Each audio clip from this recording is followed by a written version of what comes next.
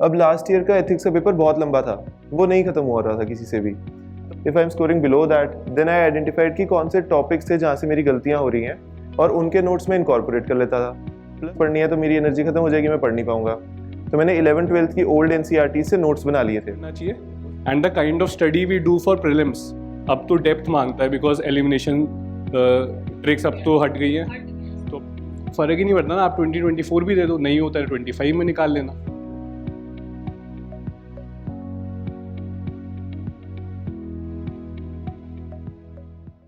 Unacademy. Let's crack it.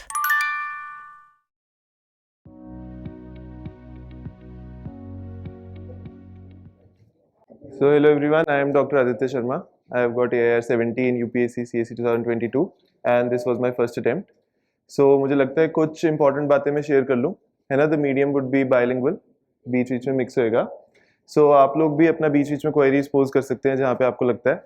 वैसे I think रजत आया था, उसने मैक्सिमम सारा कुछ कवर कर दिया है, बट मेरा कुछ वो मेन पॉइंट्स है जो मुझे लगता है, क्योंकि जीएस में मेरा काफ़ी अच्छा स्कोर है। So I would like to share something about answer writing, थोड़ा बहुत प्री का जहाँ पे मुझे लगता है मेरी स्ट्रैटेजी थी। पहले मैं आपको थोड़ा सा जर्नी का बता देता हूँ कि I started preparation during my third year. So third year, final year, and during my internship, I gave my prelims. So I've done MBBS from GMCH Chandigarh, है ना। तो फिर during my internship, I gave my first attempt, फिर pre हो गया, mains हो गया, interview हो गया। So मतलब इसके पीछे भी 2-2.5 साल की तैयारी है, ऐसा नहीं है फर्स्ट अटेम्प्ट है तो 1 साल में ही हो गया। सो है ना, ऑलवेज रिमेंबर दैट कि जर्नी तो लॉन्ग रहती है। सो सबसे पहले मैं प्री का थोड़ा सा बता देता हूँ कि सोर्सेज तो हम सबको पता है कॉमन और स्टैटिक सोर्सेज ही रहते हैं। तो सबसे ज़्यादा मैं बोलूँगा कि हमेशा फोकस ऑन स्टैटिक, क्योंकि जो स्टैटिक है उसमें कम से कम 89 क्वेश्चंस आएंगे and current affairs contribute only like 10 to 12 questions. वो भी आप जितना मर्जी पीटी पढ़ लो, जितना मर्जी करंट अफेयर्स कर लो, एंड में हमेशा 3 से 4 क्वेश्चन ही होते हैं जो पक्का आते होते हैं। तो इसलिए मेन फोकस हमेशा करना है स्टैटिक पे। फॉर एग्जाम्पल मैंने हमेशा अपने नोट्स बनाए थे कुछ कुछ इंपॉर्टेंट टॉपिक्स के जो मुझे लगता था मेरे को मुश्किल लगते हैं। जैसे एग्जाम्पल दे देता हूँ, स्पेक्ट्रम के लिए सोशो रिलीजियस मूवमेंट्स जो होते हैं, उसके अलावा peasant revolts, tribal revolts, charter acts जो कभी याद नहीं होते, तो उनके लिए मैंने स्पेसिफिकली नोट्स बनाए थे फ्रॉम स्पेक्ट्रम, फ्रॉम यूट्यूब, ऐसे ऐसे करके। तो पॉलिटी के लिए तो सिर्फ लक्ष्मीकांत था मेरा सोर्स। ज्योग्राफी के लिए मेरा सोर्स था कि जो हमारी 11th की फिजिकल की ज्योग्राफी है, एनसीईआरटी है, प्लस जीसी लियोंग के एंड के जो क्लाइमेट वाले चैप्टर्स हैं, क्योंकि एक क्वेश्चन क्लाइमेट से हमेशा आता है, तो उसको आप कंबाइन कर लो, एक वर्ल्ड मैप बना लो, उसके अंदर सारे monsoon type climate, China type climate वो इकट्ठे मार्क करके रख लो। उसके अलावा मैंने यूट्यूब पे सुदर्शन गुर्जर सर की वो देखी थी, मैपिंग होती है ना, उन्होंने कराई थी माउंटेन्स पासिस की मैपिंग, माउंटेन्स की मैपिंग, रिवर्स की, national parks, wild life sanctuaries की 8 वीडियोस थी। तो उसके मैंने पहले नोट्स बना के रख लिए थे। ज्योग्राफी की इतनी सी कंपाइलेशन थी, वो मैं मल्टीपल टाइम्स रिवाइज कर लेता था। उसके अलावा एएमसी मुझे एक लगता है कि काफ़ी ज़्यादा पॉइंट है जो काफ़ी लोगों का गलत होता है और नहीं संभलता, और मेरे को लगता है मेरा काफ़ी स्ट्रॉन्ग था। तो उसका मैंने क्या सोर्स किया था कि जो ओल्ड एनसीईआरटी थी 2005 वाली, सिर्फ 11th-12th की। पहले मैं बता दूं, मैंने 6 to 10th की एनसीईआरटीज नहीं पढ़ी थी, क्योंकि मुझे लग रहा था कि एनसीईआरटीज इतनी ज़्यादा पढ़ने में ही मेरी आधी एनर्जी खत्म हो जाएगी। तो बाय द टाइम जब एक्चुअल चीज़ पढ़नी है तो मेरी एनर्जी खत्म हो जाएगी, मैं पढ़ नहीं पाऊंगा। तो मैंने 11th-12th की ओल्ड एनसीईआरटीज से नोट्स बना लिए थे। उसके बाद जो न्यू एनसीईआरटीज है ना, उनके जो थीम्स वाली आई हैं, उसमें से ये लोग न्यू वर्ड्स और छोटी छोटी बातें आजकल डाल देते हैं पेपर में। So I also gave and clear the CAPF exam last year. तो उसके अंदर 3 क्वेश्चन थे जो वर्बटिम जो न्यू एनसीईआरटीज है उसमें से थे। तो दैट मीन्स जो यूपीएससी है it is moving towards new NCERTs. तो इसलिए आई थिंक कि आपको उसको, फिर मैंने न्यू एनसीईआरटीज को अपने ओल्ड वाले नोट्स में कंबाइन कर लिया था। और मेरी एक स्ट्रैटेजी रहती थी कि जैसे मैंने एक बार एक सब्जेक्ट खत्म कर लिया, उसको रिवाइज कर लिया, उसके बाद मैं उसका सेक्शनल टेस्ट दे देता था। If I am scoring above 100 तो मतलब कि ठीक है, if I am scoring below that, then I identified कि कौन से टॉपिक्स थे जहाँ से मेरी गलतियाँ हो रही हैं और उनके नोट्स में इनकॉर्पोरेट कर लेता था। प्लस जो उन टेस्ट में गलतियाँ हुई हैं वो भी मैं डाल लेता था। तो अल्टीमेटली अब मुझे उन टेस्ट को दोबारा रिवाइज करने की जरूरत नहीं है और नोट्स मेरे धीरे धीरे बहुत कॉम्प्रिहेंसिव होते रहे। तो मुझे लगता है ये मेरे लिए प्री की मेन स्ट्रैटेजी थी। और दूसरा है आंसर राइटिंग। अब आंसर राइटिंग के लिए मैं आपको पहले एक मोटा सा फॉर्मेट बता देता हूँ जो मैं ओवरऑल फॉलो करता था। इनिशियली मेरे भी आंसर्स बहुत अच्छे नहीं थे। Bulk of my answer writing was done in the 3 months between prelims and mains.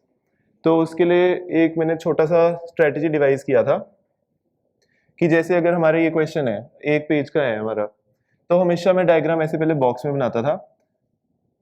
यहाँ पे नीचे मैं लिखता था फिगर FIG और वो क्या है। फिर फॉर एग्जाम्पल अगर मैं इंडिया का ही मैप बना रहा हूँ, बना दिया, एक सिंगल साइड में ऐसे लेबलिंग कर दी और ये हो गया। उसके बाद यहाँ से मेरा इंट्रोडक्शन चल रहा है यहाँ तक। फिर उसके बाद हर एक क्वेश्चन को मैं सब पार्ट्स में डिवाइड करता था कि इनिशियली जैसे अगर क्वेश्चन है तो उसके अंदर एक चीज़ होगी डेफिनेशन टाइप की, जिसको मैं करंट अफेयर्स के साथ लिंक करके इंट्रो लिखता था। सेकेंड पार्ट हमें पता है कि चैलेंजेस से होते हैं, उसके हमेशा सोल्यूशंस बताने हैं और एंड में एक वे फॉरवर्ड होगा। तो मैं अपने आंसर को डायनामिक रखने का ट्राई करता था हमेशा, कि मोनोटनी नहीं आनी चाहिए, कि एग्जामिनर को पढ़ने में बढ़िया लगे।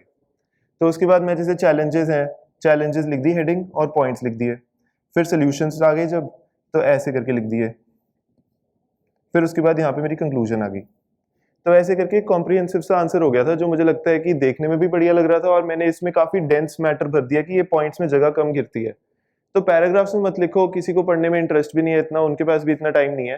तो पॉइंट्स, फ्लो चार्ट्स, टेबल्स आप जितना यूज़ कर सकते हो उतना अच्छा है।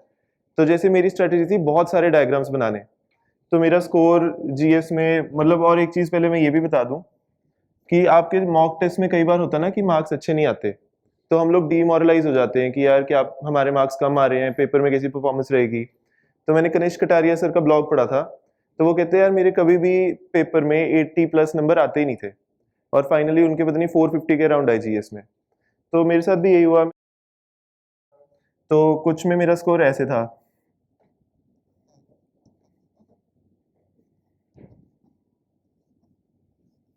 और फाइनली जो मेरा स्कोर आया,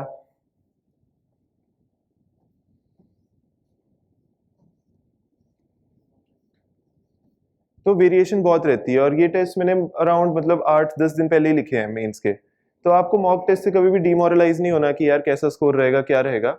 तो आपको बस ट्राई करना है कि आपने अपनी तरफ से अपनी जितनी ज़्यादा बेटर आप प्रेजेंटेशन आंसर की कर सकते हो वो करनी है। तो क्योंकि एथिक्स में मेरे मार्क्स ठीक है, तो मैं एथिक्स का भी स्पेसिफिकली बताना चाहूँगा कि केस स्टडीज़ में हमें काफ़ी दिक्कत आती है कई बार ना, कि उसको कैसे अप्रोच करना चाहिए। कोई कहते हैं ये फॉलो करो, ये फॉलो करो। तो मैंने अपना एक स्ट्रीमलाइन से रखा होता है, जो भी क्वेश्चन आएगा उसके लिए यही फॉलो करना है।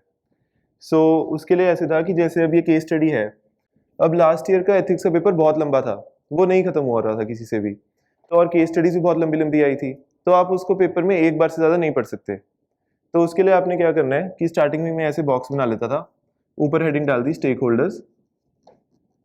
फिर उसके बाद जब मैं पढ़ रहा हूँ, कोई भी जैसे बंदे का नाम आ रहा है या ऑर्गेनाइजेशन का नाम आ रहा है, वो स्टेक होल्डर है, तो साथ ही साथ में पॉइंट लिख लेता था। फिर जब अब मैंने एक बार वो पढ़ लिया, मेरे पास सारे स्टेक होल्डर्स के नाम है, अब मुझे स्टोरी तो याद आ गई इनका नाम देख के कि ये भी तो पढ़ा था। अब इसके बाद सीधा हमेशा पहले इंट्रोडक्शन करनी है केस स्टडी की, कि केस स्टडी में ये बात हुई थी, मुझे ये समझ आया। उसके बाद वो बोलते हैं कि एथिकल डिलेमास बता दो। तो एथिकल डिलेमास के लिए स्लीपी क्लासेस की एक वीडियो थी यूट्यूब पे, उसमें उन्होंने 20-25 एथिकल डिलेमास बताए हुए हैं, this versus this, this versus this. तो बहुत बढ़िया था, उससे मैं सीधा ही काफ़ी मैंने याद कर लिए थे वहाँ से। तो आपने एथिकल डिलेमास लिखे कि इंटेग्रिटी वर्सेस समथिंग, फिर उसको आपने समझा दिया कि इसका ये मतलब है, तो ऐसे करके 3-4 लिख दिए। उसके बाद अब हमारे पास हमेशा वो बोलते हैं what are the choices available to you. तो चॉइसेस हमेशा 3 ही रहती है, या तो मैं हाँ बोल दूंगा, या ना बोल दूंगा, या एक मिडिल ग्राउंड होएगा। तो जब मैं हाँ बोलूँगा, फर्स्ट ऑप्शन ये था कि आई विल से यस, करना ही है। तो उसके लिए मैं टेबल बनाऊंगा, यहाँ पे प्रोज, यहाँ पे कॉन्स। अब क्योंकि मेरे पास सारे स्टेक होल्डर्स यहाँ लिखे हुए हैं, किसी ना किसी स्टेक होल्डर के लिए प्रो होगा, किसी के लिए कॉन होएगा। तो यहाँ पे 3 ये आ गए, 3 ये आ गए, similarly second, third and so on. और एंड में कंक्लूजन लिख देनी है केस स्टडी के एंड में। अगर आप कोर्ट से एंड कर सकते हो वो भी बहुत अच्छा है, आप एक वे फॉरवर्ड लिख सकते हो, या खुद से केस स्टडी के सोल्यूशंस बता सकते हो, वो और भी बढ़िया है। अब आजकल तो वो सोल्यूशन सीधा ही पूछ लेते हैं, कहीं पे नहीं लिखा हुआ तो वो भी पूछ लो, क्योंकि मतलब उनकी डिमांड है कि वो सोल्यूशन भी चाहते हैं उस केस स्टडी का। तो हमेशा ट्राई करो कि एक यूनिक सा आप लेके आओ अपने ना केस स्टडी में। जैसे इस बार एक क्वेश्चन आया हुआ था कि बस ड्राइवर्स की यूनियन है, उन्होंने चक्का जाम कर दिया है। सो एक जो बस ड्राइवर था वो बस चला रहा था, और उसकी एक प्राइवेट बंदे से लड़ाई हो गई थी। तो उस लड़ाई में बस ड्राइवर मर गया, और प्राइवेट वाला जो बंदा था वो क्रिटिकली एडमिट है हॉस्पिटल में। सो जो सीबीआई ने इन्वेस्टिगेशन करी, ट्रक ड्राइवर जो बस ड्राइवर था उसकी गलती थी। So we are the transport secretary, और जो बस ड्राइवर्स की डिमांड है, उन्होंने कहा है कि they want compensation plus a government job for the family. So आप ऐसे में क्या करोगे? अब कई मैंने लोगों से बात करी, कई कहते हैं कि हाँ दोनों चीज़ें दे देंगे, we are a welfare state, हमें हेल्प करनी चाहिए गवर्नमेंट एम्प्लॉय की एंड सो ऑन। बट फिर वो क्वेश्चन क्यों ही देगा? सो इसके लिए मैंने कुछ सोचा मिडिल ग्राउंड वहाँ पे, कि हम लोग जॉब तो दे देंगे एक फैमिली में, but that would be subject to merit conditions, कि हर एक 6 या 1 ईयर में हम लोग उसका टेस्ट करेंगे, if they are found unfit तो निकाल देंगे। दूसरा था we will create a fund, जो कि ट्रक यूनियन को बोलेंगे we are doing half of the thing, तुम भी तो कुछ करो अपने बंदे के लिए। So they will be creating a fund, जिसमें से एक component will go for that private बंदे का treatment and remaining component will go to the truck drivers family. अब maybe this is not practically feasible, but we have come out with the middle ground that is a little different from everybody else. So I think वो देखते हैं थोड़ा सा और reward करते हैं creativity को, क्योंकि एक्चुअली में भी बाद में थोड़ा इनोवेशन वो चाहते ही हैं सर्विसेज में. तो ये मेरी मोस्टली एथिक्स के लिए स्ट्रैटेजी थी. एक और मेरे को क्वेश्चन बड़ा स्टार्टिंग में ट्रिकी लगता था कि what does this quote mean to you. तो वो जो कोट होता है वो समझ ही नहीं आता, हम पेज भरते रहते हैं और वो रैंडम सा हो जाता है. तो इसके लिए भी मैंने थोड़ा सा सोचा था कि जैसे ये कोट है, यहाँ पे उन्होंने लिख दिया कि ये मार्टिन ल्यूथर किंग का है जैसे. So your first paragraph would be कि मार्टिन ल्यूथर किंग कौन था और उसने ये स्टेटमेंट क्यों बोली होगी, किस रेलेवेंस में बोली होगी. फिर सेकंड पैराग्राफ वुड बी जहाँ पे जो हमारी सारी वो नोलन की 7 क्वालिटीज हैं, integrity, accountability, selflessness, honesty, objectivity, वो सारी उसमें डिफाइंड होंगी कि ये क्वालिटीज से कहाँ रिफ्लेक्ट होता है, प्लस किसी रेलेवेंट सिविल सर्वेंट का एग्जाम्पल. और last paragraph would be contemporary relevance. Heading बना दो कंटेम्पररी रेलेवेंस कि जैसे आपको पता है क्या सीन्स चल रहे हैं, बैंक कोई कोलैप्स हो गया है, रशिया यूक्रेन वॉर हो रही है ना, जो भी COP हो रहा है, पंचामृत हो रहा है, तो इस कोट की कंटेम्पररी रेलेवेंस कहीं पे फिट कर दो. थोड़ा सा करंट अफेयर ओरिएंटेड भी हो जाता है और इससे ओवरऑल आपको पता है, अब मैंने 3 पार्ट्स में डिवाइड करना है तो आपको कंटेंट ज़्यादा सोचना नहीं पड़ता है, तो रैंडम बातें नहीं आती हैं. प्लस कुछ कुछ अपने पेट डायग्राम्स आप सोच लो जो मैंने कहीं कहीं बनाने हैं. जैसे कुछ एक डायग्राम मेरा होता था कि ऐसे करके था कि इसमें बिलीफ है, वैल्यूज़ हैं, कैरेक्टर है, कंडक्ट है ना, ये मोरालिटी है, ये एथिक्स है. तो ऐसे करके कुछ कुछ डायग्राम्स है जो अगर आपको कुछ नहीं समझ आ रहा साइड में बना दो. तो बहुत हैवी यूजेज ऑफ डायग्राम्स रहती थी मेरे पेपर में. GS1 में मैंने 4 वर्ल्ड के मैप्स और 4 इंडिया के मैप्स बनाए थे. तो ऐसे करके जहाँ भी ऑप्शन मिलती है कर दो. और एक चीज़ और है, कई लोगों को लगता है कि 20 में से कितने क्वेश्चंस आते होते हैं. तो मैं बताता हूँ 20 में से मोस्टली ऐसा होगा कि आपको 8 क्वेश्चंस आते होंगे, 4-5 क्वेश्चंस ऐसे होंगे जो थोड़े थोड़े आते हैं, लास्ट के 3-4 होंगे जो नहीं आते. तो अब ऐसा नहीं करना है कि यार मैं क्वेश्चन छोड़ देता हूँ कि मैं दूसरे वाले को बेटर अटेम्प्ट कर लेता हूँ. ऐसा नहीं करना है, कांस्टेंट पेस पे चलो, पूरा पेपर अटेम्प्ट करो, सारे क्वेश्चंस कर लो. कई लोग हैं जो क्वेश्चन छोड़ देते हैं फिर भी हो जाता है, बट आई वुड रिकमेंड कि सारे क्वेश्चंस लिख दो, चाहे एवरेज टू डिसेंट क्वालिटी के लिख दो तो ठीक है. अब इस साल एक क्वेश्चन आया था कलर कोडेड साइक्लोन वार्निंग्स का कि IMD ने क्या किया है, तो मुझे नहीं पता थी, पर मैंने वहाँ पे ऑन द स्पॉट सोचा कि यार रेड ऑरेंज येलो होंगी, तो मैंने रेड ऑरेंज येलो लिख दी और वही थी. तो थोड़ा थोड़ा ऐसे रिस्क लेना पड़ेगा आपको, ऑन द स्पॉट सोचना पड़ेगा, पहले ही नहीं हार मारनी है. दूसरी बात, प्री के लिए भी मैं ये कह देता हूँ कि प्रीलिम्स जैसे मुश्किल होता जा रहा है हर साल, है ना, एलिमिनेशन को हटाई जा रहे हैं, तो that is a benefit for the new players. क्योंकि ओल्ड प्लेयर्स जो हैं जो 5-6 साल से तैयारी कर रहे हैं वो तो आपको स्पेक्ट्रम का पेज नंबर भी बता देंगे कहाँ पे ये बात लिखी है. तो जो न्यू प्लेयर्स हैं उनके लिए बहुत हाईली बेनिफिशियल बात है, क्योंकि अगर हम लोग स्टार्टिंग से ही अगर हमें पता है कि हमें अपना माइंड अप्लाई करना है और सिर्फ रट्टा नहीं मारना है, तो that would be a lot better. तो इसलिए मुझे लगता है कि ये जो पैटर्न है it is good for everybody. तो ऐसे मत सोचो, and the paper is the same level of toughness for everyone. तो आपने ये नहीं सोचना यार ये तो मुझे नहीं आता, तो किसी को भी नहीं आता होगा. तो थोड़ा सा सेल्फ बिलीफ और कॉन्फिडेंस रखना हमेशा बहुत ज़रूरी है इस एग्जाम में, है ना. बाकी अब आप लोग भी पूछ सकते हो क्वेरीज, क्या पूछना चाहते हो. मेरा ऑप्शन है मेडिकल साइंस था, और मतलब it is not very heavily scoring और बहुत बल्कि भी है, बट क्योंकि मेरा फर्स्ट अटेम्प्ट था और मैं इंटर्नशिप में ही था तो मैंने ले लिया कि चलो आई विल राइट समथिंग उसलिए. तो कोचिंग यार मैंने चंडीगढ़ से ली थी लोकल. मैंने यार राज मल्होत्रा से ली थी अपने 3rd ईयर में, फिर 3rd ईयर में ख़त्म हो गई थी, फिर फाइनल ईयर एंड इंटर्नशिप मैंने अपने खुद ही सेल्फ स्टडी किया था, फिर उसके बाद इंटर्नशिप में ही दे दिया था पेपर.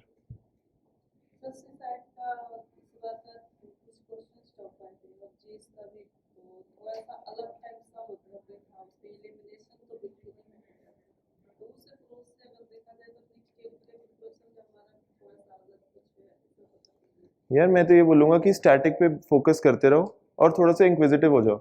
अब मेरे को एक फ्रेंड मिला था, उसने प्रीलिम दिया था, वो कह रहा है कुछ दिन पहले मैं वैसे ही रैंडमली पढ़ रहा था कि मर्करी के बारे में, और वही सेम क्वेश्चन इस बार प्रीलिम में आ गया था कोई. तो थोड़ा सा इंक्विजिटिव रहो, वहाँ पे ओपन माइंड रखो, क्योंकि यूपीएससी को भी पता है कि इतने रैंडम हम क्वेश्चंस डाल रहे हैं तो शायद ही कोई आंसर कर पाएगा.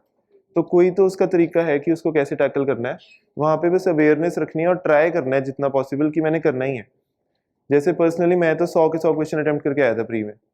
अब कई लोग हैं मेरे फ्रेंड्स जिन्होंने 75 भी करे थे, उनका हो गया क्लियर फिर भी, पर मेरे को था कि मेरा टाइम बच गया था और मैं at least I give my self a chance कि अगर है तो कर देता हूँ, है ना. नेगेटिव भी हुए मेरे काफ़ी, बट ओवरऑल ठीक हो गया. तो वो हर एक का अपना स्टाइल है कि कितने क्वेश्चन अटेम्प्ट करने हैं, कितना रिस्क लेना है। मैं तो काफ़ी ले लेता था, तो इसलिए ऐसे था। सर आपने सीएपीएफ भी क्लियर किया है, तो उसके लिए आपने कुछ एक्स्ट्रा किया था या फिर सीएम मतलब आई थिंक कि उसमें जैसे सी सेट का पार्ट काफी रहता है वो थोड़ा टफ भी रहता है। यार मैंने कुछ एक्स्ट्रा नहीं किया था, मतलब सी सैट का ऐसे था, मैंने प्रीवियस ईयर यूपीएससी के किए थे, तो मेरे 120 130 बन जाते थे। दिया था मेरे, उसमें भी 130 140 बन गए थे, तो मेरे को था कि कोई बात नहीं, हो जाएगा। तो सीएपीएफ का भी मैंने दिया था, स्टैटिक मेरा स्ट्रॉन्ग था, तो उस बेस पे मेरे मार्क्स काफ़ी आ जाते थे। सो फिर इस बार का जब मैंने पेपर दिया था 2022 का, तो उसमें सी सैट थोड़ा सा मुझे मुश्किल लगा, मेरे 100 आए हैं। तो वो पेपर हो जाता है, मुश्किल हो जाता है, मैंने कुछ एक्स्ट्रा उसके लिए किया नहीं था। बट सीएपीएफ का जो जीएस वाला पार्ट है ना, वो थोड़ा सा ईजी हो जाता है अगर आपने यूपीएससी की अच्छी तैयारी करी है। और दूसरा है क्योंकि सीएपीएफ में पेपर 2 भी है, अगर आपने यूपीएससी लेवल की आंसर राइटिंग कर ली तो वो तो बहुत ही आसान लगती है। तो और सीएपीएफ को ये बता दूं कि आजकल पेपर 2 की वैल्यू ज़्यादा हो गई है पेपर 1 से। कट ऑफ भी इंक्रीज हो रही है, लास्ट ईयर 138 गई थी, है ना, तो वो बढ़ जाती है कट ऑफ भी। बट पेपर 2 पे आप बहुत फोकस करना, उसमें अच्छे मार्क्स हैं, तो पेपर 1 के बेस पे इतना मैटर नहीं करेगा।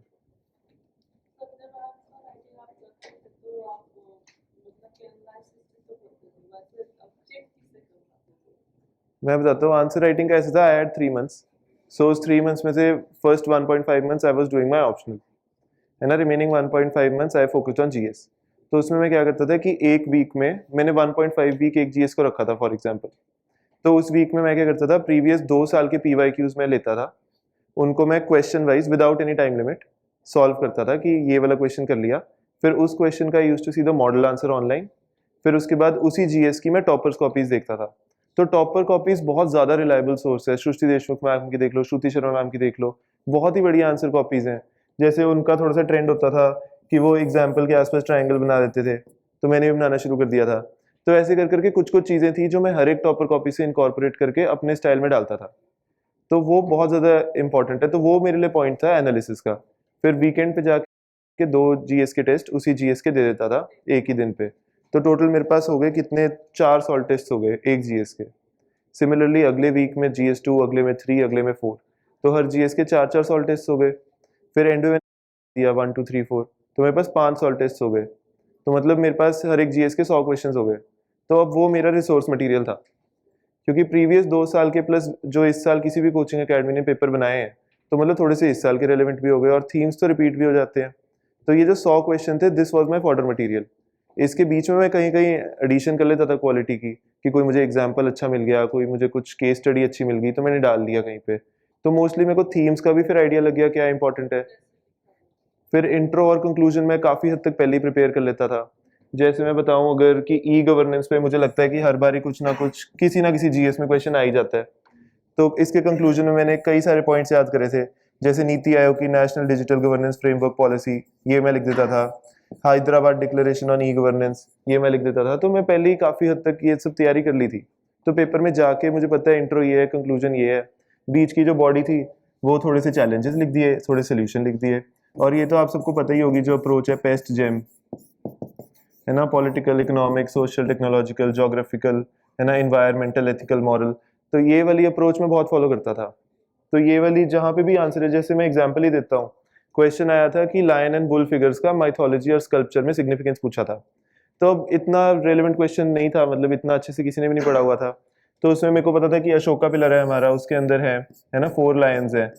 तो फिर मैंने इसमें ऐसे बीच में एथिकल ऐड कर दिया साइड में नोट बना के, कि bureaucracy should be like the 4th lion of the Ashoka pillar, it should be present to provide support but it should not be seen, है ना, प्रिंसिपल ऑफ एनोनिमिटी।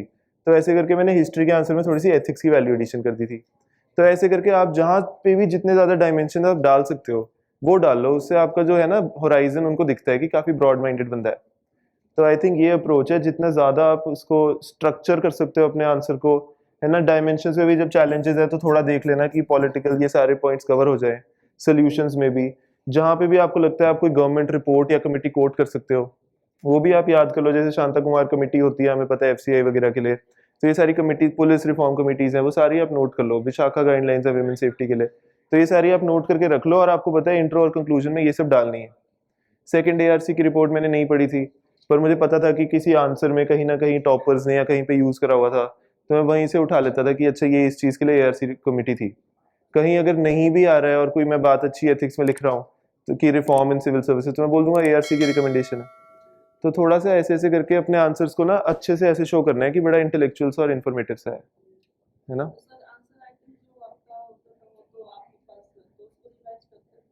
हाँ हाँ, मैंने तो बताया ही कि जो मेरे पास सॉल्व अपने 5 पेपर थे वही मेरा बल्क ऑफ मटेरियल था आंसर राइटिंग का। तो वही मैं बार बार रिवाइज करता था, उसी को जब मैं तीसरी बार रिवाइज कर रहा हूँ, हाँ यार इसमें ये ऐड कर सकता हूँ, ऐसे कर सकता हूँ, तो वो खुद ही में इनरिचमेंट हो ही जा रही थी उसमें डेली। फिर साथ साथ न्यूज़पेपर भी थोड़ा बहुत पढ़ रहा हूँ तो वो भी ऐड हो ही जा रहा है।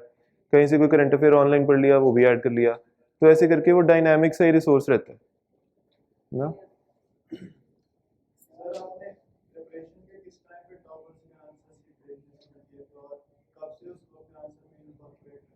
यार मैंने प्री के रिजल्ट के बाद ही करा था, उसमें ज़्यादा टाइम नहीं लगता है।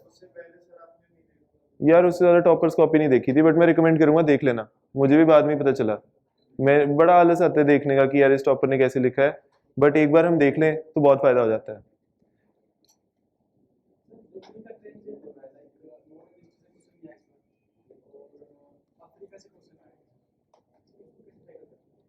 यार वो मैं फिर से, तो वही था जैसे पिछले साल जब मैंने पेपर दिया मेरे को लग रहा था मॉडर्न से बहुत क्वेश्चंस आएंगे। मॉडर्न मेरा स्ट्रॉन्ग सब्जेक्ट भी था, सिर्फ 5 क्वेश्चन आए। तो फिर 4-5 ऐसे से ही थे क्वेश्चंस, तो मेरे को था कि कोई बात नहीं, चलो कहीं और पे कवर हो जाएंगे।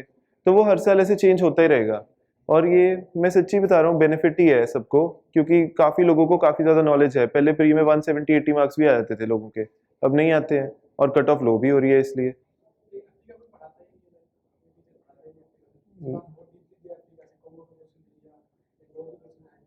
यार अगर कल को उन्होंने फिर यूरोप से डाल दिए, एशिया से डाल दिए, साउथ अमेरिका से डाल दिए, फिर सारा कुछ नहीं पढ़ सकते यार, है ना। रिसोर्सेज लिमिटेड रखने हैं। अगर शौक है तो आप पढ़ सकते हो ज़्यादा, वही मैं कह रहा हूँ इंक्विजिटिव रहो। जैसे अभी हमें मतलब लग रहा था कि कुछ ना कुछ हो रहा है, कीनिया में कू हो रहे हैं, वहाँ पे अफ्रीका में कुछ हो रहे हैं, तो मे भी थोड़ा बहुत रेलेवेंट था उस वजह से वो, है ना। जैसे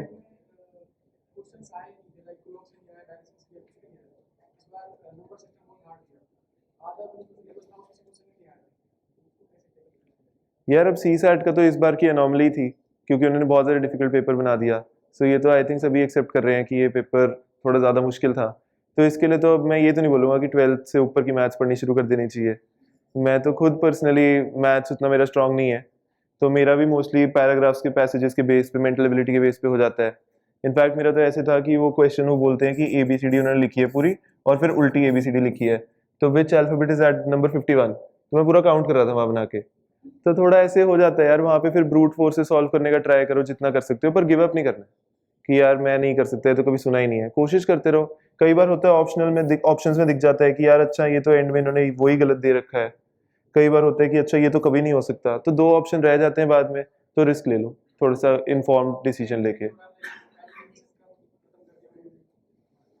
हाँ ट्रेंड तो चेंज हो रहा है, एलिमिनेशन खत्म कर दिया, उसके अंदर भी वो है।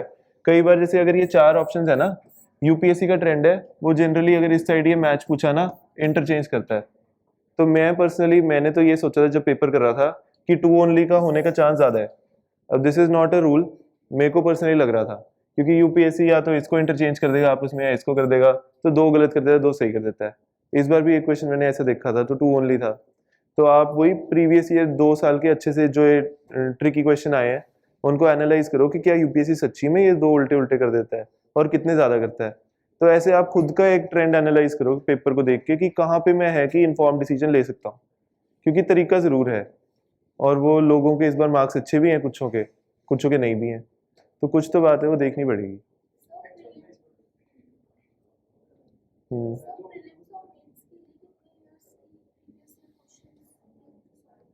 यार प्री के तो मैं रिकमेंड करूंगा कि 2013 से सारे सॉल्व कर लो, जब से पैटर्न चेंज हुआ है ना, वहां से लेके अभी तक के। मेंस के तो मैंने यार किए थे 20 और 21 के, और कुछ कुछ मैंने बाकी ऊपर ऊपर से कुछ कुछ देख लिए थे पुराने सालों के। तो 2 साल के तो अच्छे से कर लो प्रीवियस, अब 22 के भी कर लेना, है ना। तो मेंस में तो इतना सीन नहीं है, प्री के 2013 से कर लेना, और थीम्स आइडेंटिफाई करने हैं कि कौन से हैं।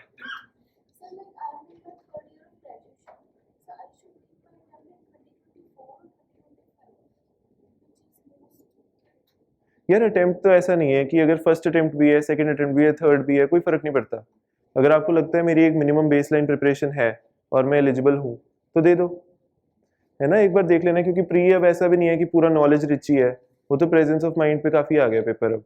तो अटेम्प्ट देने में तो कुछ नहीं है, एक्सपीरियंस अच्छा हो जाता है थोड़ा, तो उसी बहाने बंदा लास्ट के 3 महीने में जोर लगा के पढ़ भी लेता है, तो वो बाद में अगले साल फायदा भी होता है उसका।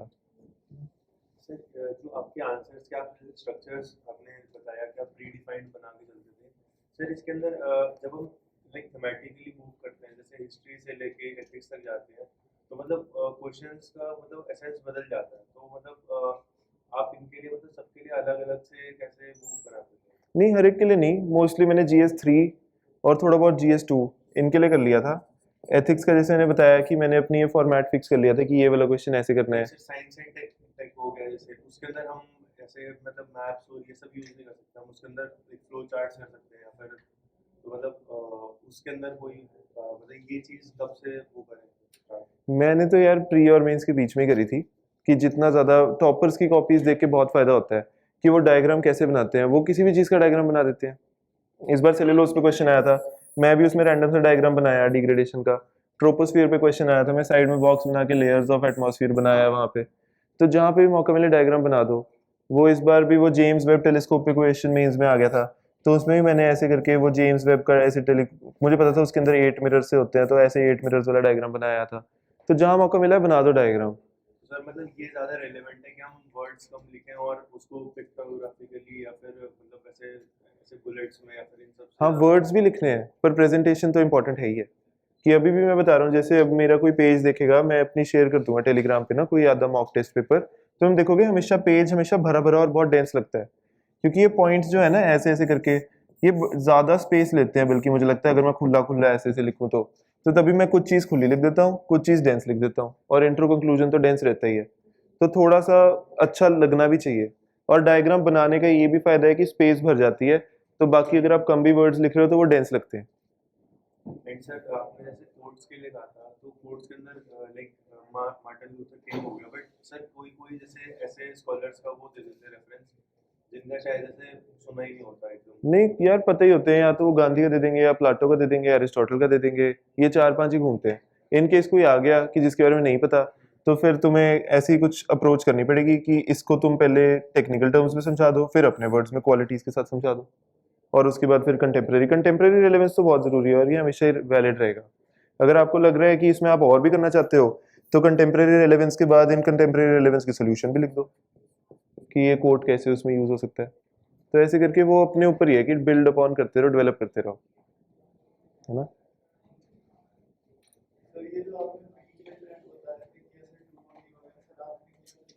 यार मैं तो पेपर में जब बैठा लास्ट ईयर ही शुरू हुआ था ना, how many pairs are correct, मेरे पहले 4 क्वेश्चन ही ये थे, तो मैंने कहा ये तो बिल्कुल ही ट्रेंड चेंज हो गया, तो पहले मैंने इजी वाला पार्ट ढूंढा, इजी वाले क्वेश्चंस करे, फिर उसके बाद जब मैं इन वालों पे आया तो मैंने काफ़ी ज़्यादा मैंने पर्सनली रिस्क लिया था कि 2 ओनली मैंने काफ़ी कर दिए थे देख के कि यार एक तो समझ आ रहा है कि कई क्वेश्चन से 3 पता है, चौथा नहीं पता और एक गलत ही है, तो मैंने कहा चल चौथी गलत होगी, 2 ओनली कर देता हूँ।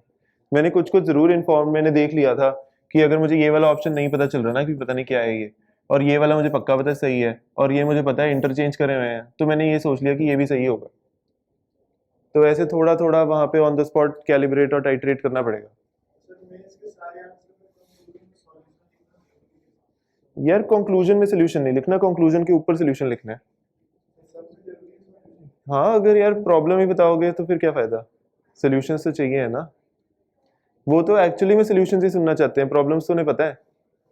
तो मुझे यही लगता है कि हम अगर कंक्लूजन के ऊपर सोल्यूशन नहीं भी पूछा तो लिख देना, तो बहुत ज़्यादा फायदा होएगा। और हमेशा प्रॉब्लम्स अगर 4 बता रहे हो तो सोल्यूशन 6 बताओ, तो वो थोड़ा सा अच्छा लगता है कि थोड़ा ऑप्टिमिज्म भी दिखता है बंदे का कि वो चैलेंजेस उसको कम दिख रही हैं और सोल्यूशन ज़्यादा दिख रहे हैं। मॉरल है ना। तो और बताओ, पूछो कुछ। किसका? पीटी का? पर्सनालिटी टेस्ट का? यार पर्सनालिटी टेस्ट का ऐसे है ना कि सबसे पहले जैसे आपका मेंस हो जाएगा, उसके बाद पता तो है नहीं क्लियर होएगा कि नहीं होएगा, तो उस टाइम पे मीनवाइल अपना थोड़ा सा डैफ बनाना शुरू कर दो। डैफ के अंदर भी 2-3 कॉलम ही सबसे ज़्यादा इंपॉर्टेंट होते हैं, जो हमारे हॉबीज़ होती हैं, एक्स्ट्रा करिकुलर्स होती हैं एंड सो ऑन, तो वो आप अपने लिखने शुरू कर दो। अब उसका भी एक की है कि ना ज़्यादा हो ना कम हो, जैसे अगर मैं अपनी हॉबीज़ बताऊं तो मेरी थी बास्केटबॉल थी, मेरी हॉरोलॉजी थी, और मेरी तीसरी थी ब्लॉग राइटिंग। तो ये तीन मेरी हॉबीज़ थी। तो एक मेरी थोड़ी सी यूनिक हॉबी थी हॉरोलॉजी जो है रिस्ट वॉचेस, तो इसको मैंने बहुत हेवीली पढ़ लिया था, बास्केटबॉल को भी और अपनी ब्लॉग राइटिंग को भी। तो फिर ये तीन चीज़ें मैंने अच्छे से कर ली थी, तीनों पे मेरे से क्वेश्चन पूछा इंटरव्यू में। और आपका जो स्ट्रीम है जो आपने किया है उसको भी अच्छे से प्रिपेयर करना पड़ेगा। मेरा मेडिकल साइंस में मैं डॉक्टर था, तो मेरा कोविड पे हेल्थ की स्कीम से ये वो काफ़ी क्वेश्चंस पूछे। तो जनरल ट्रेंड है कि आपके डैफ और आपके बैकग्राउंड से क्वेश्चंस पूछेंगे, बट बोर्ड टू बोर्ड बहुत वेरी करता है ये। तो उसमें आपको करंट अफेयर से भी अपडेट रहना पड़ता है। तो इंटरव्यू के टाइम पे आप चिंता मत करो, सारे कोचिंग्स पे सारी जगह क्लासेस होती हैं करंट अफेयर्स की, सारे लोग मटेरियल प्रोवाइड करते हैं, सारे लोग मेंटरिंग सेशन प्रोवाइड करते हैं। तो वो काफ़ी ज़्यादा अच्छा सा एटमॉस्फेयर होता है। उसके बाद मॉक्स देने हैं, मैंने अराउंड 10 मॉक्स दिए थे, है ना, 1-on-1 वगैरह मिला के। तो फर्स्ट मॉक में परफॉर्मेंस उतनी अच्छी नहीं रही होगी, एंड तक आते आते मुझे कॉन्फिडेंस आ गया था कि कोई फियर ऑफ द अननोन नहीं था। और फाइनली मॉक्स वाले बहुत ग्रिल करते हैं, इतना कोई ग्रिल नहीं करता फाइनल में। फाइनल में आप बोलोगे, वो सुनेंगे, बोलेंगे ओके। या टाइम एवरेज रहता है 35 to 40 मिनट्स। कुछ बोर्ड्स के में 20 मिनट्स भी रहा है, कुछ में 45 भी रहा है, बट जनरली इतना ही रहता है मेंस और इंटरव्यू के बीच में।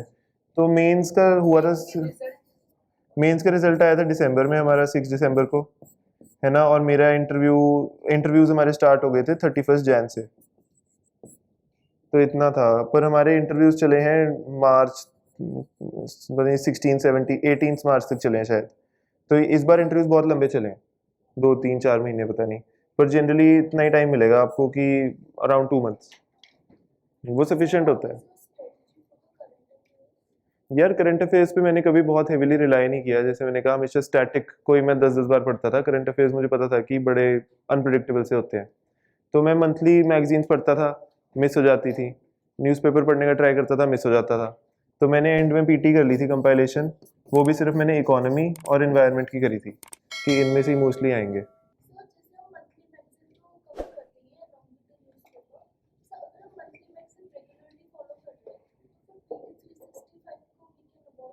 हाँ, फिर आपको बढ़िया ही है, अगर आपने मंथली में मार्क कर रखा है और वो है तो पीटी मत पढ़ो, क्योंकि पीटी ऑलरेडी उसकी ही शॉर्ट टर्म कंपाइलेशन है ना, कि हम जैसों के लिए जिन्होंने नहीं पढ़े पूरे साल तो इसलिए।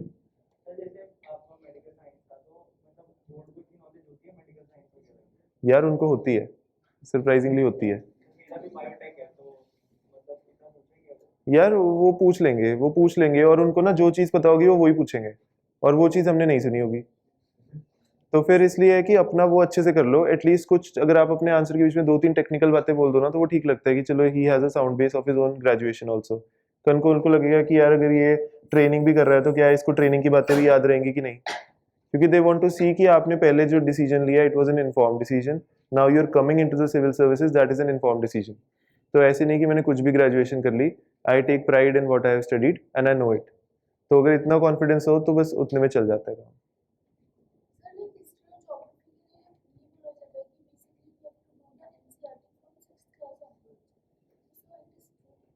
यार मैंने तो मतलब मुझे भी बोला था काफ़ियों ने, बट हमेशा मेरे कॉलेज के साथ साथ टाइम की कमी रहती थी, तो मैंने तो सिर्फ 11th-12th की करी थी, और मुझे लगता है 11th-12th की करके मुझे सफिशिएंट लगा था।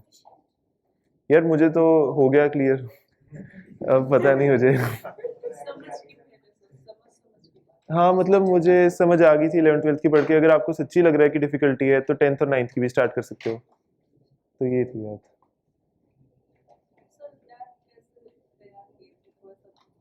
डैफ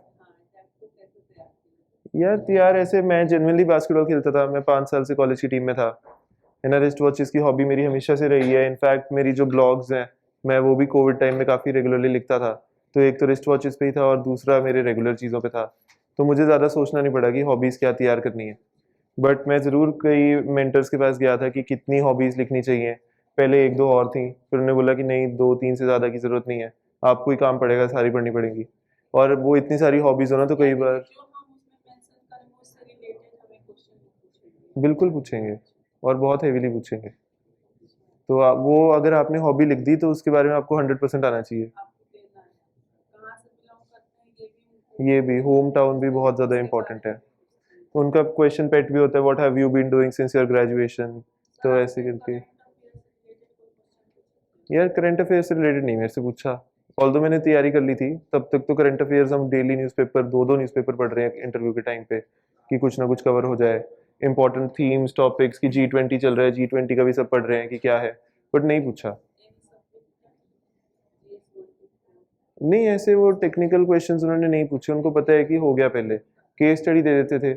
एक पूछी मेरे से मैम ने कि एक आप डीएम हो एक डिस्ट्रिक्ट के और वहाँ पे ना स्कूल है ना हॉस्पिटल है ना रोड है, ज़ीरो इंफ्रास्ट्रक्चर है और आप वहाँ पे डीएम हो और आप तीनों में से एक ही चीज़ बना सकते हो, तो आप तीनों में से कौन सी चीज़ बनवाओगे, स्कूल हॉस्पिटल या रोड?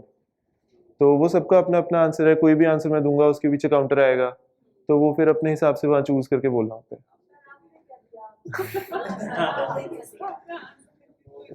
तो फिर ऐसे है यार कि मतलब मेरा ऐसे था कि मैंने रोड नहीं बोला क्योंकि मुझे लगा कि थोड़ा इकोनॉमिक माइंडेड लगूंगा मैं, और मैं थोड़ा सा सोशल और वेलफेयर साइड पे जाना चाहता था। तो हॉस्पिटल मैंने इसलिए नहीं बोला क्योंकि मैं डॉक्टर हूँ, उनको लगेगा कि ये तो एक ही तरफ सोचता है, so I had to choose school. तो उन्होंने बोला क्यों, तो मैंने बोला मैम क्योंकि अगर एजुकेशन होगी people will know about their public health rights, अगर उनके पास अपॉर्चुनिटी होगी एजुकेशन के थ्रू तभी वो बाहर जाना चाहेंगे, तभी रोड का फायदा होगा, हमने माइग्रेंट लेबर बना के तो भेजना नहीं है बाहर। तो फिर ऐसे ऐसे करके मैंने थोड़ा कन्विंस कर दिया था, तो मैम कहती है it's okay it's your opinion. किस टाइप का?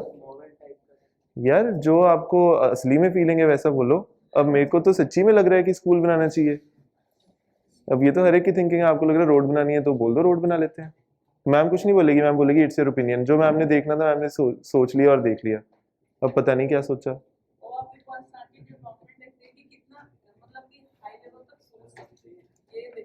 हाँ वही है, आप थोड़ा सा ट्राई करो कि है ना अपने आंसर्स को थोड़ा ऐसे कैलिब्रेट करो और ज़्यादा रेडिकल नहीं होना है, प्रॉब्लम्स बतानी है विद सॉल्यूशंस बतानी है, कहीं पे आपको लग रहा है कोई गवर्नमेंट स्कीम अच्छा काम कर रही है उसका रेफरेंस दे दो, तो ऐसे करके अपने आंसर्स को हमेशा बड़ा पॉजिटिव सा और न्यूट्रल सा रखना है, प्रॉब्लम्स विद सॉल्यूशंस, और अगेन प्रॉब्लम्स कम बतानी है चैलेंज सॉल्यूशंस ज़्यादा, तो ऐसे है।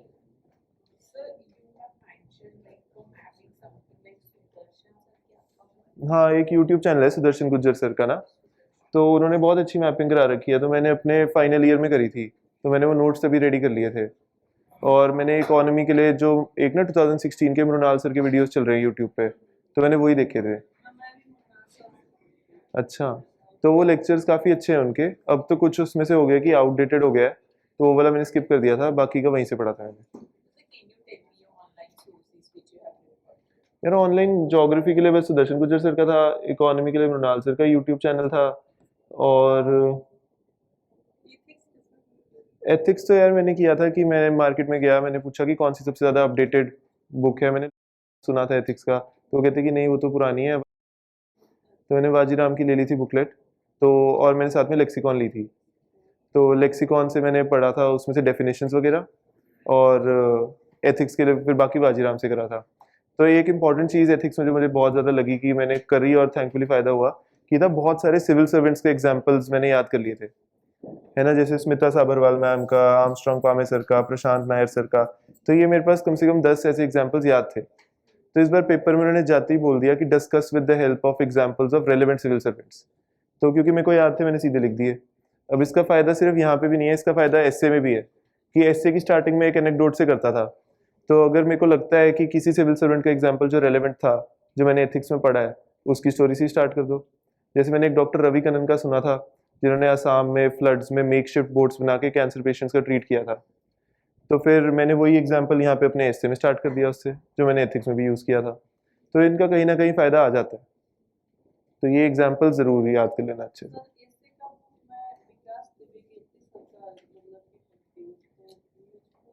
यार मैंने कोई बुक नहीं पढ़ी थी एसए के लिए ना, सो मुझे पता नहीं। यार एसए के लिए सबसे पहले तो मेरे पास 1 वीक ही था प्री वो मेन से पहले का, तो मैंने क्या किया कि अनुदीप दुरीशेट्टी सर का ब्लॉग था, तो उसमें सर ने टेम्पलेट्स दिए थे health education science and tech, ये सब एक एक एनेक्डोट भी दिया हुआ था, मैंने वैसे ही पढ़ लिया था, आजकल तो टेक्निकल एसेज आते नहीं, उस टाइम आते थे। तो फिर उसके बाद मेरी अप्रोच ये थी कि एनेक्डोट से स्टार्ट करना है, तो मैंने 10 एनेक्डोट्स याद कर लिए थे जो सिविल सर्वेंट्स के एग्जाम्पल्स भी थे और कोई कोई और भी थे। फिर उसके बाद मैंने जैसे ये पेसजेम अप्रोच थी ना जो मैंने बताई थी, तो इसके अंदर मैं क्या करता था कि बिना मेंशन करे कि ये पॉलिटिकली है या सोशली है वो वाली बात कह देनी है, और उसके अंदर क्या करना है कि जैसे अगर ये पॉलिटिकली वाला पैराग्राफ चल रहा है तो उसके अंदर एक एग्जाम्पल डाल दिया, है ना। उसके अंदर फिर उसका पहले प्रोज बताए, फिर उसके कॉन्स बताए और फिर उसका एग्जाम्पल बता दिया। लास्ट की लाइन में हिंट कर दिया कि मैं सोशल डायमेंशन की तरफ जा रहा हूँ। फिर अगला पैराग्राफ मेरा सोशल का था, अगेन उसमें 2 एग्जाम्पल्स हैं। तो अगर मेरे 10 पैराग्राफ हैं, हर एक में 2-2 एग्जाम्पल्स हैं, तो मेरे 20 एग्जाम्पल्स हैं। उनको भी पढ़ते हुए अच्छा होता है, वो रिलेट कर लेते हैं। तो जब सारी डायमेंशंस कवर हो गई हैं मेरी, फिर एंड में उसके कंक्लूजन में जहाँ से मैंने स्टोरी से स्टार्ट किया था उसका एक रेफरेंस ला के मैं कंक्लूड कर देता था। So you are writing for political and economics. So like how you interlink, मतलब ऐसे नहीं लगता out of the box. तो कि वही ये तो से ना, directly हमने हुआ। जो इसका लास्ट लाइन है, तो थोड़ा सा वहाँ पे हमने हिंट कर देना है कि हम दूसरी जगह जा रहे हैं। कि पॉलिटिकली तो ये था कि विमेन को रिप्रेजेंटेशन नहीं मिल रही है, बट अपार्ट फ्रॉम दैट थोड़ा सा उनको डोमेस्टिक वायलेंस का भी कुछ हो रहा है, विच वी विल डिस्कस ऐसे करके। फिर नीचे सोशल वाला एस्पेक्ट पे आ गए। तो थोड़ा सा वो लिंकिंग का ही सबसे इंपॉर्टेंट पार्ट है इससे में। वो आप जब प्रैक्टिस करोगे या टॉपर्स कैसे पढ़ोगे तो आपको दिख जाएगा कि कैसे स्मार्टली उसको हम लोग लिंक कर सकते हैं। तो ये था, एंड में मेरे पास टाइम बच गया था ऐसे में, तो मैंने वहाँ पे ना ऐसे 4 लाइन की पोएम लिख दी थी खुद से बना के। मे भी बहुत बढ़िया नहीं थी, बट एटलीस्ट थोड़ा सा उनको क्रिएटिविटी सी दिखी, तो मे भी उन्होंने मार्क्स अच्छे दे दिए 130। तो ऐसे था।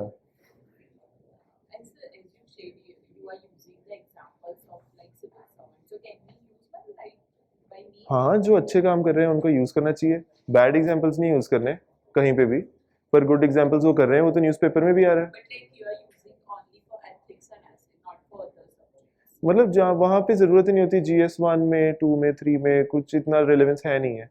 एसए और 4 में ही है। उनका तो नाम अगर न्यूज़पेपर में आ रहा है तो पब्लिक डोमेन में हम भी आई थिंक यूज़ कर सकते हैं। And so last question, that you have prepared while like studying. So like how you manage? I'm also working. So like how to prepare while doing something else? Like how you manage? सो ऐसे है कि some days थोड़ा hectic रहता है, some days थोड़ा light हो जाता है कि संडे कहीं ऑफ मिल गया, तो किसी दिन आपने 2-3 घंटे पढ़ लिया, किसी दिन आपने 8 घंटे पढ़ लिया, किसी दिन नहीं पढ़ पाए। तो ऐसे करके वो आपको बड़ा फ्लेक्सिबल सा रूटीन रखना पड़ेगा। अब मेरा भी बड़ा फ्लेक्सिबल था, मेरे को इस बात का चिंता नहीं होती थी कि यार आज मैं सिर्फ 2 घंटे ही पढ़ पाया हूँ। मेरे को था कि कोई नहीं, अगले दिन ज़्यादा कर लेंगे। तो अगर नहीं भी होता या वीकेंड पे ही मिलता है, बट जो आपको फिर टाइम मिल रहा है उसे मैक्सिमाइज करो। अब मेरी इंटर्नशिप में कई बार नाइट ड्यूटीज़ होती थी, तो रात को जैसे मेडिसिन इमरजेंसी में 2 से 4 o'clock का जो टाइम है वो थोड़ा लाइट रहता है। उससे पहले पेशेंट्स होते हैं, उसके बाद होते हैं। तो 2 से 4 वाले टाइम में मैं ट्राई करता था कि DDR में जाके मैं 2 घंटे पढ़ लूँ। तो वो थोड़ा सा आपको मैनेज अपने टाइम के अकॉर्डिंगली करना पड़ेगा, बट थोड़ा फ्लेक्सिबल रखना अपना रूटीन। ऐसे नहीं कि डेली ये 5 घंटे लगाने ही लगाने हैं, कभी अनअवॉइडेबल भी होता है, तो अगले दिन ज़्यादा मैक्सिमाइज कर लो।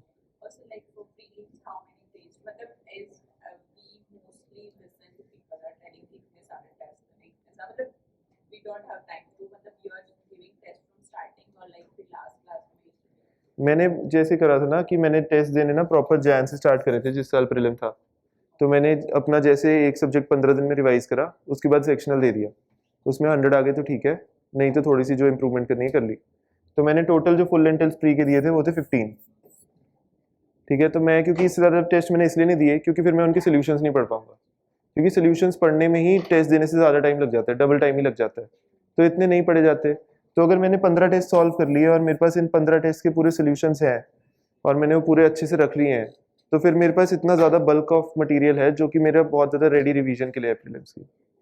तो अपार्ट फ्रॉम माई स्टैटिक के नोट्स, अपार्ट फ्रॉम थोड़े बहुत करंट अफेयर के नोट्स, ये जो 15 टेस्ट के सोल्यूशंस है ये तीसरा सोर्स है। तो ये तीनों इकट्ठे पढ़ लो प्री के लिए बार बार, तो आई थिंक ये इससे सफिशिएंट हो जाना चाहिए।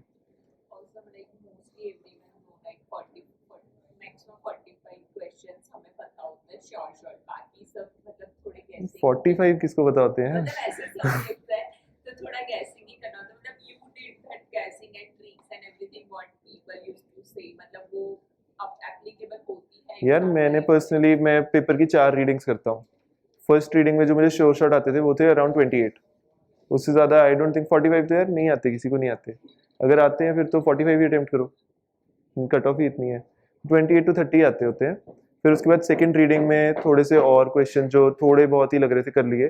थर्ड रीडिंग में 50% वाले और फोर्थ रीडिंग में 33% वाले। मैं ऐसे करता था कि 33% 50% वाले भी मैं जनरली कर देता था मार्क, कि थोड़ा सा ट्रिक लगा के कि कितना हो सकता है या थोड़ा सा रिस्क लेके इंटेलिजेंट गेस लगा के on the spot. you are going on intuition as well, अगर थोड़ा ऐसे लगे हाँ, थोड़ा थोड़ा इंट्यूशन पे भी, बट वो है कि मैंने मॉक्स में बहुत एक्सपेरिमेंट किया कि कौन से टाइप के क्वेश्चंस में मेरा इंट्यूशन चल रहा है, कौन से में नहीं चल रहा। और ये हर एक का डिफरेंट है। मुझे कई लोग मिले बोलते हैं यार 50% वाले सारे गलत हो गए, कई लोग हैं कहते हैं कि यार 50% वाले सरप्राइजिंगली काफ़ी ठीक हो गए। तो वो आपका अपना तरीका और स्ट्रैटेजी है। मैं तभी सारे ही कर देता था, तो मुझे नुकसान भी हुआ है कुछ टेस्ट में, कुछ में फ़ायदा भी हुआ है। तो वहाँ प्री के टाइम पे मेरे पास 20 मिनट बच गए थे, मेरे 7 क्वेश्चंस रह गए थे, तो मैंने फिर वो कर ही दिए कि कोई बात नहीं। तो उसमें से शायद आई थिंक न्यूट्रल ही रहा मेरा नेट, ऐसे तो। मेरा प्री में स्कोर यार 98 था और सी सैट में मेरा स्कोर 100 था, तो ये था। यार मैं हमेशा हार्ड कॉपी बनाता था, ऑनलाइन भी मेरे को पता है काफ़ी अच्छा वो है, पर मेरे से वो मैनेज नहीं होता था इतना सारा कुछ। तो मैं बस हार्ड नोट्स बना के अपने पास ही रख लेता था, फोल्डर बना के, फिर उन्हीं से रिवाइज करता था।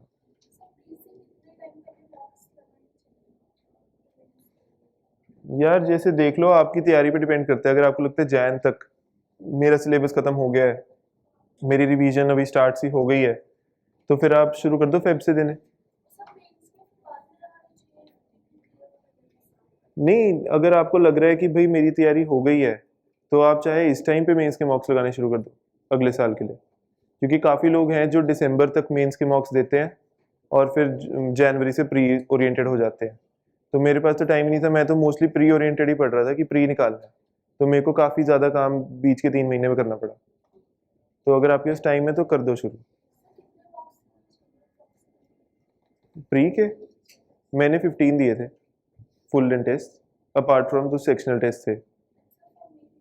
मेंस के लिए मैंने हर एक जीएस का 3 दिए थे, तो मतलब ज़्यादा भी दे सकते हो, तो ऐसे था।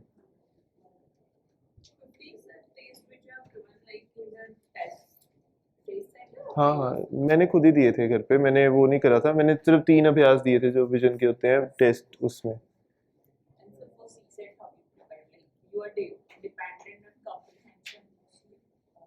मेरा कॉम्प्रिहेंशन मेंटल एबिलिटी के बेस पे था यार। मैथ्स की मैंने ट्राई करा था कि प्रीवियस ईयर के फॉर्मूले देख लूँ, बट थोड़े प्रीवियस ईयर जब मैंने सॉल्व करे और मेरे मार्क्स अच्छे आ गए तो थोड़ा कॉम्प्लेसेंट हो गया था मैं, तो 100 आ गए एंड में, ठीक है। मेरे नॉर्मली 130 आ रहे थे, तो पिछला पेपर मुझे भी थोड़ा मुश्किल लगा था, तो ऐसे था। people who are coming from humanities background, tenth के बाद कभी पढ़ा ही नहीं सीसेट, और सीसेट से इस बार सर लाइक कैट को भी बीट कर देगा, तो सर वो कैसे करेंगे सबको? यार 10th के बाद तो मैंने भी मैथ्स नहीं पढ़ी कभी, मेरा तो मेडिकल साइंस था, तो पीसीबी था मेरा, तो मैथ्स तो मुझे भी नहीं आती थी। फिजिक्स केमिस्ट्री का तो टच करता है ना। यार फिजिक्स केमिस्ट्री कहाँ सी सेट में पूछते हैं, वो सिर्फ मैथ्स है, मेंटल एबिलिटी और वो है।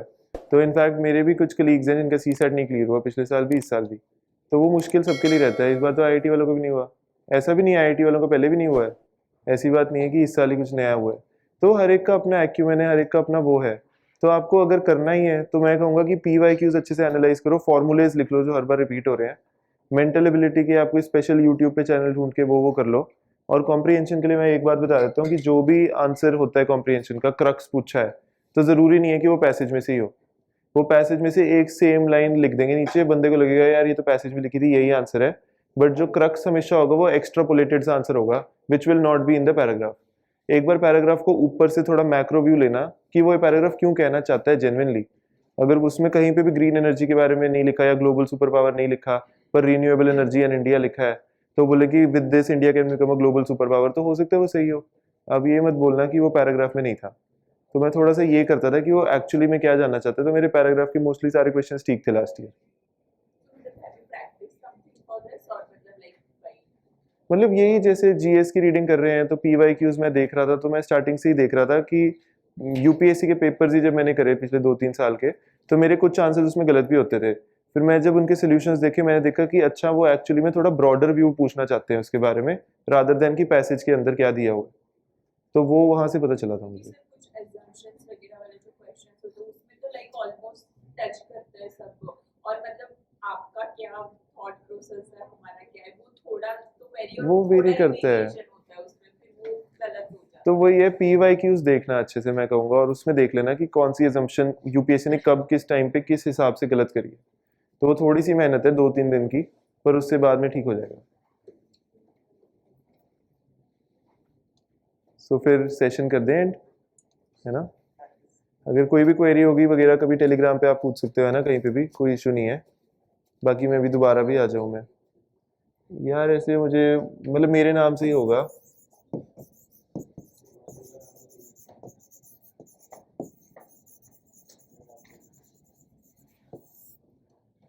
ठीक है, तो इस पे मुझे पिंग कर देना कोई क्वेरी होगी, वरना मैं ट्राई करूँगा कि दोबारा भी एक बार आ जाऊँ किसी सेशन के लिए, है ना, जब मेंस का टाइम आएगा तो। ठीक है, ओके एवरीबॉडी, बाय बाय।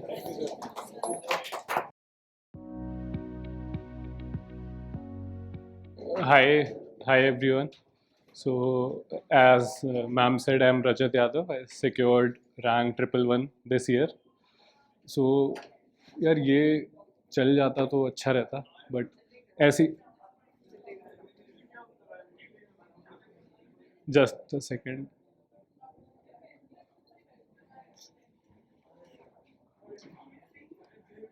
तो तब तक ये बता दीजिए क्या है मिक्स इस क्राउड का, पहले दे चुके हैं, कितने लोगों का फर्स्ट अटेम्प्ट है? हाँ मतलब अच्छा 24, कुछ 25 वाले भी हैं। अभी किसी ने दिया है प्रीलिम्स? 23 दिया है।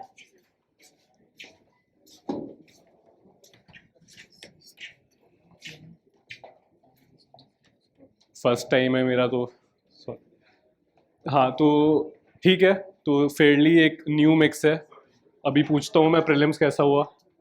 तो पहले मैं अपने मार्क्स बता देता हूँ, एंड हिंदी में सब कंफर्टेबल है, लाइक कोई भी है जो नहीं है तो हाँ। तो this was my third attempt.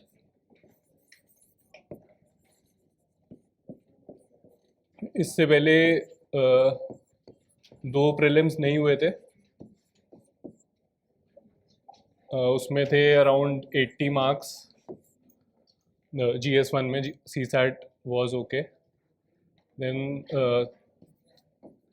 Third prelims में 120 प्लस हैं according to answer keys.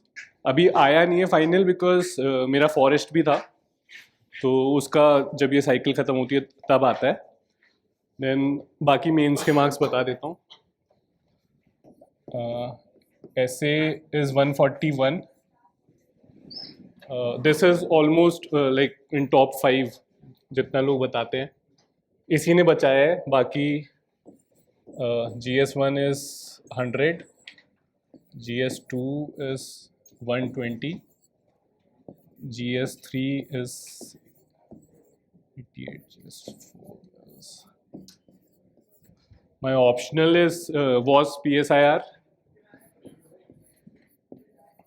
256 and personality test में 187. So बहुत सारी there are a lot of topper talks which are going on and which are available even from the past. So I think मेरी approach ये रहेगी कि I will first ask you कि जो queries है हम starting से चलते हैं, जो आपकी queries है मैं लिखता जाऊँगा, then एक एक करके address करेंगे, ठीक है? I think this is a better approach, है ना? नहीं, थोड़ा chronology में चलते हैं। तो पहले prelims तो सबका ही थोड़ा होगा कुछ question, ठीक है? प्रीलिम्स में कुछ स्पेसिफिक भी पूछना है? स्पीड, ठीक है।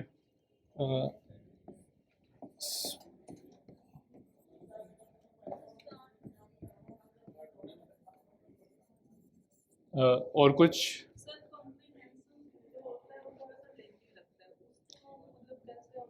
कॉम्प्रिहेंशन फ्रॉम CSAT और GS? Okay, so CSAT strategy भी हो जाएगी अलग से। I am from IIT Delhi, I have done civil engineering from there, so science background की वजह से दिक्कत नहीं आई, but I have some things in mind specially for the comprehension part, because आजकल तो IIT वालों को भी CSAT में दिक्कत आ रही है, so it is nothing like that. Yes, and we should treat this as an exam. The CSAT is not a test of your IQ. एक strategy follow करोगे तो CSAT हमेशा clear होगा, 80 तो आ ही जाएंगे। So और कुछ prelims में? थोड़ा speak up.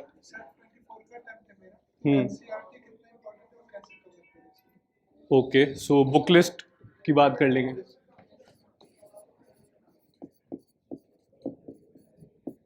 ज़्यादा इम्पोर्टेंट है नहीं वैसे, बताऊँगा। Sir, what about the people who are coming from humanities background, जिन्होंने 10th के बाद कभी सही से like aptitude वगैरह किया? हाँ, तो सी सैट में जी sir. कवर कर लूँगा।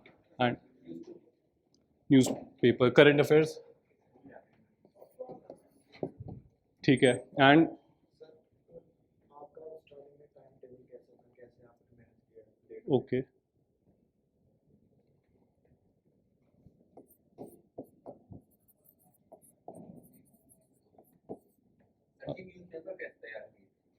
ठीक है, that I will cover in current affairs. और पढ़ तो लेते हैं, भूल जाते हैं। रिवीजन,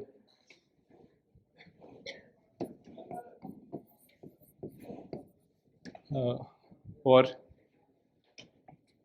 पूछो, इतने लोग हैं। सर फॉरेस्ट्री के लिए भी बता दें। अच्छा, फॉरेस्ट वाले भी होंगे, ठीक है। मैं my optionals were forestry and geology. So usually थोड़ा टेक्निकल बैकग्राउंड वाले, मतलब टेक्निकल ऑप्शनल वाले लेते हैं, बट ये भी मैनेजेबल है। मैं I will tell you how. Sir आपका हिंदी मीडियम बैकग्राउंड था, इंग्लिश मीडियम, पीएसआईआर कहाँ से? ठीक है, उस पर आते हैं ऑप्शनल। ऑप्शनल तो ठीक है, इसके अलावा प्रीलिम्स से हम मेंस पे आए। ऐसा सुना है मैंने कि बहुत डॉक्टरों ने बोला कि प्रीलिम्स मेंस तैयारी से जनवरी तक करनी चाहिए, उसके बाद प्रीलिम्स की तैयारी करनी चाहिए। हाँ, दैट आई विल। कितना हद तक सही है? ये काफ़ी सही है, बिकॉज मेरे जो 2 अटेम्प्ट थे जिसमें प्रीलिम्स नहीं हुआ था, उस टाइम आपने मेंस की तैयारी नहीं की, नहीं, छोड़ दिया उसको, मतलब प्री भी से। उसमें मैंने मेंस की तैयारी ज़्यादा करी, तो आई फील कि मैंने प्रीलिम्स को ज़्यादा फोकस नहीं किया। बट अभी जैसा प्रीलिम्स बन चुका है, उस पर प्रीलिम्स में हमें ज़्यादा फोकस करना चाहिए। And the kind of study we do for prelims अब तो डेप्थ मांगता है, बिकॉज एलिमिनेशन ट्रिक्स अब तो हट गई है। तो अब डेप्थ में पढ़ना है, उतना ही डेप्थ में पढ़ना है जितना लोग इंटरव्यू में पढ़ते हैं, पर्सनैलिटी टेस्ट। तो जैसे मैं अगर एक एग्जांपल दूँ, मेरे कई दोस्त जिन्होंने अभी रिसेंटली इंटरव्यू दिया, मेरा 4th में को था, जिस 4th में को और जो लोग थे 6 लोग होते हैं, तो उनसे मैंने पूछा, they are scoring in GS1 in prelims around 100-105, just because पिछले 4 महीने से वो काफ़ी इन डेप्थ पढ़ रहे थे। ये अब वेट का थोड़ा गेम हट चुका है। सो ऐसी पढ़ाई अगर हम जनवरी से करें, तो ये not just in prelims, this will come handy in mains too. Because आप GS के मेंस के पेपर देखोगे, तो उसमें कई क्वेश्चन ऐसे थे जो मैं क्या कोई भी नहीं पढ़ पाया होगा प्रीलिम्स और मेंस के बीच में। वो प्रीलिम्स की ही हमारी जो रिगरस रिवीजन होती है, वो उस समय याद आ जाता है। जैसे स्ट्रेट्स और इस्थमस का क्वेश्चन था, एंड 1-2 और थे ऐसे जो GS1 में ही थे, बाकी अक्रॉस GS सब में आपको ऐसे क्वेश्चन मिलेंगे। तो that is the answer to your question कि प्रीलिम्स पे फोकस करेंगे, मैं बता भी दूंगा अभी। मेंस पे आ जाए। सर प्रीलिम्स का इस बार जो पेपर था हम्म। थोड़ा सा बहुत अलग था, राइट। ठीक है। तो 2024 के लिए ऐसा क्या हम ऐसा हम्म। प्लान करें कि मतलब कि क्वेश्चन भी सॉल्व हो जाए? ठीक है, चेंज्ड पैटर्न।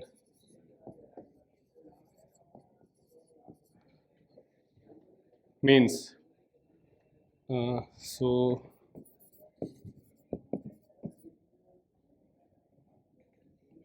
मेंस में सब्जेक्ट वाइज भी कर लेंगे।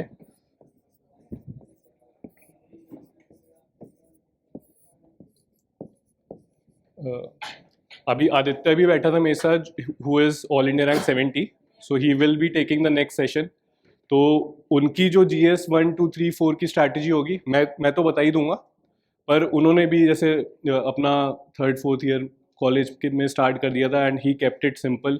आपको उनकी भी सीखनी चाहिए और ज़्यादा ध्यान उस पर देना चाहिए। मैं तो बता ही दूंगा, मैं ऐसे पे फोकस करूंगा ज़्यादा, because my score is good. तो उसमें शायद बिकॉज टाइम लिमिटेड ही है हमारे पास। थोड़ा PSIR कर लेंगे, how many people have PSIR? ठीक है, तो ब्रीफली टच कर लूँगा because others will feel left out. बाकी ऐसे ऑप्शनल थोड़ा सा बता दूंगा बाकी के लिए भी। Then personality test should we discuss और डायरेक्ट तो सर हम जब हैंडराइटिंग स्टार्ट करते हैं तो डायरेक्ट टेस्ट सीरीज अपन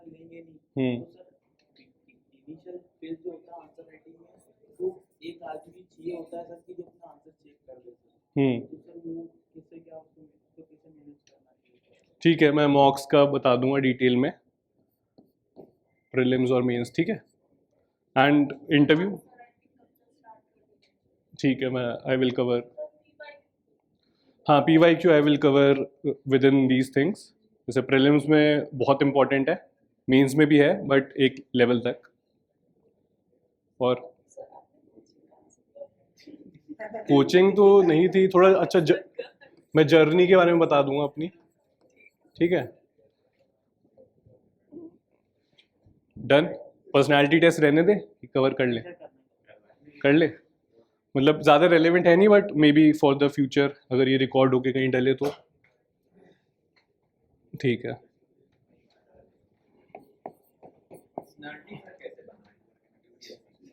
हाँ वो इसमें बनेगी, हाँ ठीक है, तो पहले जर्नी कवर कर लेते हैं।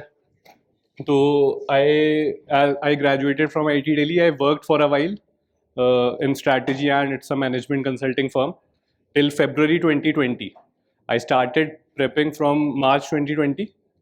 Then सितंबर में था या अक्टूबर में था प्रीलिम्स, अक्टूबर, हाँ क्या बात, तो अक्टूबर में दिया, तो तब थोड़ा था कि सब कुछ कवर नहीं हो पाया एक तरीके से, बट उसके बाद जो दिया, जो नेक्स्ट अटेम्प्ट जो 2021 सेम अक्टूबर से 10th को था, तो तब तो मैं था ऐसे कवर कर ली थी चीज़ें, बट आई थिंक कुछ दिक्कतें थी which I will cover in prelims. So उसके बाद फिर वो भी नहीं हुआ, देन दिस टाइम सब कुछ ही हो गया। सो ये थी जर्नी, एंड कोचिंग मैंने नहीं करी है, मैंने सेल्फ स्टडी करी थी, बिकॉज जैसे कहा कि मार्च में ऐसे चालू किया तो प्रीलिम्स 6 महीने बाद ही था, तो I thought it there is no point. उसके बाद ज़्यादा टाइम था तो आई थॉट कि अब तो कवर हो ही जाएगा, बट टेस्ट सीरीज़ करी थी, वो मैं मॉक्स में बता दूंगा।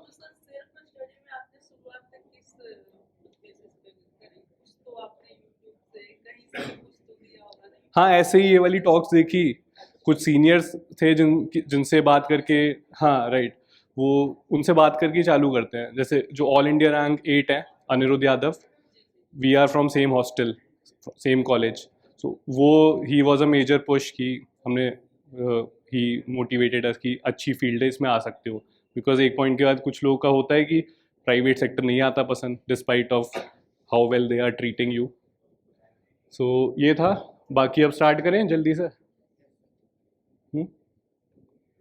ठीक है, तो पहले तो मैं बुक लिस्ट कवर कर लेता हूँ, बता ही देता हूँ, लिख लेना या जगह नहीं लग रही। तो GS मैं इसके हिसाब से बुक लिस्ट बताता हूँ, वो प्रीलिम्स भी आ जाएगा उसमें, ठीक है। तो आर्ट एंड कल्चर में मैंने नितिन सिंघानिया से करा है, and Nitin Singhania you should note, और आपको पता ही होगा कि it is not like entire Nitin Singhania is not important. उसमें कुछ चीज़ें हैं जो आप कैसे असेस कर सकते हो कि प्रीवियस ईयर क्वेश्चन देखो, previous year questions for prelims you should focus a lot. एक बुक आती है मृणाल सर की शायद, हाँ दिशा पब्लिकेशन वाली, जो 27-28 ईयर्स का होता है। So even if you are not attempting all of them, पीछे आंसर्स होते हैं वो देख लो, काफ़ी चीज़ें उसमें होती है, तो एक उसको 3-4 पढ़ोगे तो you will have themes in your mind की सारे ऑप्शन एक्सप्लेन नहीं करके रखे सर, सारे ऑप्शन एक्सप्लेन नहीं करके रखे, तो ये प्रॉब्लम उसमें हमें देखी होता है, तो थोड़ा खुद से भी कुछ, क्योंकि सर ने बताया था कि 1:4 के हिसाब से अपने को ऑप्शन देखना रहते हैं, तो एक ऑप्शन जो आंसर है उसका एक्सप्लेनेशन है, बाकी 3 का यही नहीं है। बाकी 3 अगर लग रहे हैं कि वैसे हैं, जैसे आर्ट एंड कल्चर और एंशिएंट मिडिवल हिस्ट्री में काफ़ी ऐसे लोडेड ऑप्शन होते हैं। बाकी जैसे कुछ क्वेश्चन आए उसमें उपनिषद है कि from which Upanishad is this, so एक उपनिषद का नाम है लेकिन 3 और उपनिषद के नाम है जो तुम पहली बार सुन रहे हो। सो वो गूगल कर लो, मैंने भी किया था, मैं मतलब मेरा एक टेलीग्राम चैनल भी है, मैं उसमें स्कैन करके डाल दूंगा। फ्रैंकली, हाँ फ्रैंकली बता रहे हैं वो ऐसा होता है ना कि सब में ज़रूरत नहीं है, जैसे पॉलिटी का है तो उसमें ऑप्शंस एनालाइज करने की ज़रूरत नहीं है, बिकॉज वो ऑलरेडी आप कर रहे हो, लक्ष्मीकांत या जो भी कोचिंग के नोट्स हैं। लेकिन आर्ट एंड कल्चर और एंशिएंट मिडिवल बहुत ही लोडेड कॉन्सेप्ट्स हैं। मॉडर्न इंडियन हिस्ट्री में भी कुछ ऐसे क्वेश्चन लगेंगे कि भाई ये ऑप्शन स्पेक्ट्रम में नहीं है, या जो भी मेरे नोट्स हैं, तो वो आप वहाँ पे गूगल करके, मैं तो ऐसे पेन मैं स्कैन करके डाल दूंगा कहीं भी, तो आप देख लेना कि वो फिर उसके ऐसे अलग से करके वहीं पे स्क्रिबल कर लेता था कि दिस इज दिस। वो काम उतना नहीं आता है, लेकिन वो जो प्रैक्टिस है, जो जब आप ये सब गूगल कर रहे हो और ये सब वो डाल रहे हो, तो काफ़ी कुछ पता चल जाता है। मॉक्स वॉक्स में भी पता चलेगा कि हाँ भाई this practice is actually helping you. ठीक है, हाँ, बट वो नोट्स मेरे ख्याल से अपडेटेड नहीं है। The notes are from way back when he published the first edition. अब तो पता नहीं कितने एडिशन आ गए होंगे। सो बुक कर लो, एंड बुक में ऐसा होता है ना कि वो कुछ रेड में बोल्ड भी होता है, कुछ ऐसा होता है। हाँ, तो वो बोल्ड पे फोकस करो ज़्यादा। और बाकी आप लोग की तो कोचिंग ही है, तो जो कोचिंग वाले लोग हैं उनको जो टीचर कह रहे हैं ना वही करना चाहिए। अगर टीचर ने कहा है कि ये चैप्टर्स कर लो नितिन सिंघानिया से, तो जैसे मेरे फ्रेंड्स हैं जो करते थे, तो उनका यही अप्रोच रहती थी। मैंने उससे किया, लेकिन जो कोच जैसे टीचर्स हैं आपके, वो तो वही चीज़ें बता रहे हैं एक तरीके से, थोड़ा NCERTs लिंक करके। तो जो वो कह रहे हैं वो करो, लेकिन मेरा अगर कोई किसी को पढ़ना ही है, वो ऐसे फोकस करे आर्किटेक्चर पे, पेंटिंग्स पे, म्यूज़िक डांस पे भी इतना नहीं करना है, बिकॉज आप देखोगे तो इतने नहीं आते क्वेश्चंस। सबसे इम्पोर्टेंट आर्किटेक्चर है प्रीलिम्स पॉइंट ऑफ व्यू से, then paintings, philosophies, Buddhism, Jainism और भक्ति, सूफी। बाकी तो मतलब इट इज़ एंडलेस ऐसे क्वेश्चन। जैसे लास्ट ईयर जब हमने दिया था, पता नहीं क्या क्या आया था, सारा छोड़ा था लाइन से, तो ऐसा भी हो जाता है। तो बेसिक अप्रोच ये होती है ना कि सब कहते ही हैं कि कीप योर रिसोर्सेज लिमिटेड। मतलब प्रीवियस ईयर क्वेश्चन एनालाइज करने का भी ये पॉइंट नहीं है कि लास्ट ईयर कुछ ऐसा आ गया तो हम वो पढ़ने लगे इस बार। प्रीवियस ईयर क्वेश्चन का पॉइंट है कि पूरा हमने देखा पीछे तक, उसकी थीम्स देखी, किस तरीके के क्वेश्चन आते हैं। कुछ ऐसे जो एनॉमलीज होती हैं कहीं से भी पूछ लिया, उसके लिए अब आपको वो नहीं करना है ना, ऑप्शनल की बुक नहीं पढ़नी किसी हिस्ट्री ऑप्शनल की। हाँ हाँ हाँ, तो ऐसा जैसे बुद्धिज़्म तो बहुत बार पूछते हैं। सिमिलरली भक्ति, सूफी, आर्किटेक्चर में कुछ कुछ आ ही जाता है। एंड ये मतलब ऐसा भी नहीं कि फिर बस पिन पॉइंट करके पढ़ें, ये सारा एक बार पढ़ ही लेना चाहिए, वो मेंस में काम आता है ना। मतलब सेक्लूडेड तो नहीं है पढ़ाई, आगे भी काम आएगा। ये हो गया आर्ट एंड कल्चर का। Ancient medieval I studied from Tamil Nadu text book, class 11th की जो होती है, तो वो आप देख लो कि अपना कोचिंग नोट्स, तो क्योंकि वो तो बहुत ही ऐसा सब्जेक्ट कि मतलब उसमें जो जैसे गुप्ता एज हो गई, चोला एज हो गई, इसके अलावा ये बेसिक्स कर लो आप, उसमें भी कुछ भी आ सकता है, तो ज़्यादा उधर नहीं जाना है।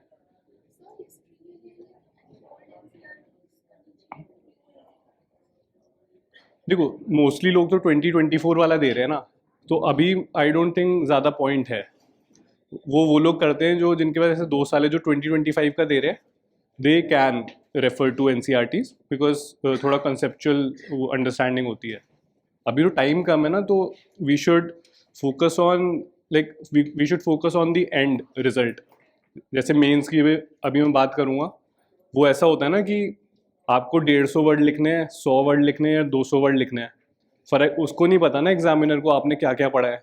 आप 6 NCERT पढ़ के आए हो, आपके कंसेप्ट कितने अच्छे हैं, अच्छे तो होने ही चाहिए, लेकिन इतने अच्छे होने चाहिए कि आप 100 वर्ड लिख दो, 150 वर्ड लिख दो, 200 वर्ड लिख दो, बाकी ज़्यादा मतलब नहीं है। तो अक्रॉस वो पढ़ना ही है पूरा, ऐसा नहीं कि NCERTs पढ़ रहे हैं। जैसे ज्योग्राफी में भी कुछ लोग कहते हैं कि 6 से 12th की पढ़ो, बट इट इज़ एडवाइजेबल कि 11th-12th की कर लो। बाकी मॉक्स देते हैं ना, तो ऐसा कुछ होता है जो मान लो 7th के NCERT का अच्छा क्वेश्चन वो मॉक में मिल जाएगा किसी, वो सीधा वहाँ से उठा लेंगे। तो ये हो गया एंशिएंट मिडीवल। फिर मॉडर्न इंडियन हिस्ट्री स्पेक्ट्रम, वो तो बहुत सिंपल सब्जेक्ट है, कहीं से भी पढ़ लो, बस बार बार पढ़ना है क्योंकि it is a bit factual.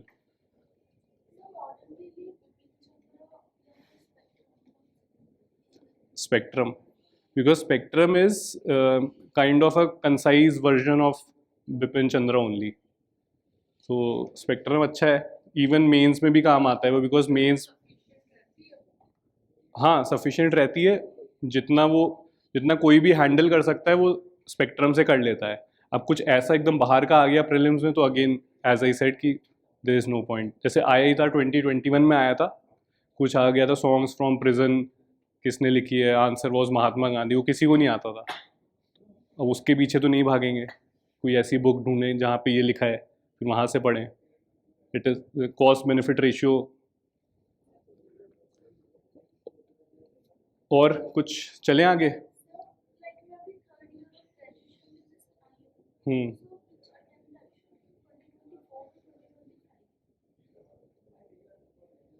तो मतलब 4 ईयर ग्रेजुएशन है, 3 इयर्स है, मतलब it is up to you, you can even like अभी आदित्य आएगा, he even started in his 3rd year. फ़र्क ही नहीं पड़ता ना, आप 2024 भी दे दो, नहीं होता है 25 में निकाल लेना। आपको फर्स्ट अटेम्प्ट टॉप। हाँ, व्हाट इज़ योर ऑप्शनल? कितना पड़ा है? I think it is doable. कुछ लोग होते हैं जिनका जैसे मैकेनिकल इंजीनियरिंग है या इलेक्ट्रिकल इंजीनियरिंग है, जो बहुत बड़े बड़े ऑप्शनल हैं, वो ऐसा करते हैं। बट अब ट्राई करके देखो, बिकॉज वो होता है ना, कोई लॉ है, पार्किंसंस लॉ है या कुछ है कि टाइम एक्सपैंड्स, अभी लगेगा कि 2 साल बाद देना है तो उतनी इफेक्टिव पढ़ाई नहीं हो पाएगी। अभी फिर भी अगर सोचो ये 2024 देना है तो एक पढ़ाई तो अच्छी हो जाएगी। वो नहीं, वैसे मैं बताने वाला था इसमें के नोट्स पढ़े थे जो आते हैं, मतलब इट इज़, हाँ हाँ, वो बिकॉज क्लास नोट्स ही होते हैं, हैंड रिटन टाइप, एंड फिर वो खुद से उसके मैंने बना लिए थे, थोड़ा अपना वैल्यू एडिशन कर लिया था। इसके जो टॉपर नोट्स भी होते हैं, तो जैसे अभी तो रैंक 1 भी शायद PSIR की है, तो ये लोग जो अगर हाँ इनके नोट्स मिलते हैं तो उठा लेना सीधा, बिकॉज उन्होंने भी से बनाया है। सो इसमें वो नहीं होगा कि किसी थर्ड पर्सन के नोट्स पढ़ने में थोड़ा अजीब लगता है, यहाँ नहीं लगता। मैंने भी उत्कर्ष द्विवेदी सर जो रैंक 5 थे पिछले साल, उनके नोट्स से काफ़ी पढ़ा था, क्योंकि नोट्स हमारे सिमिलर ही थे, बिकॉज उसका सोर्स सेम था। तो ऐसा था, तो ये था, क्रैश कोर्स किया था। बाकी जो होता है प्रीलिम्स और मेंस के बीच में वो कर सकते हो। हम्म हम्म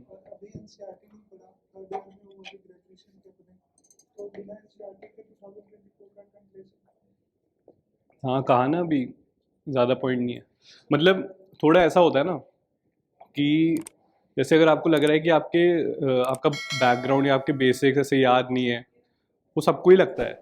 जो बहुत अच्छा भी होगा 11th-12th में या उससे पहले 10th में, उसको भी लगेगा कि यार ये तुम मेरे को कैसे याद आएगा, पर वो ये बेसिक बुक्स में आ जाता है। और तुम तो कोचिंग वाले भी हो, कोच उसमें तो समझा भी देते हैं ना टीचर, एक एक्टिव कॉन्वर्सेशन चल रहा है।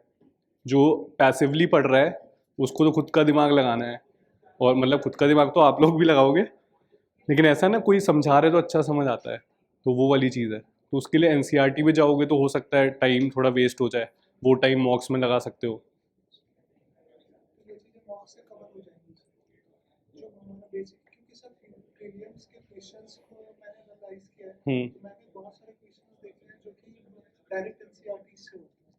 हाँ, होते ही है।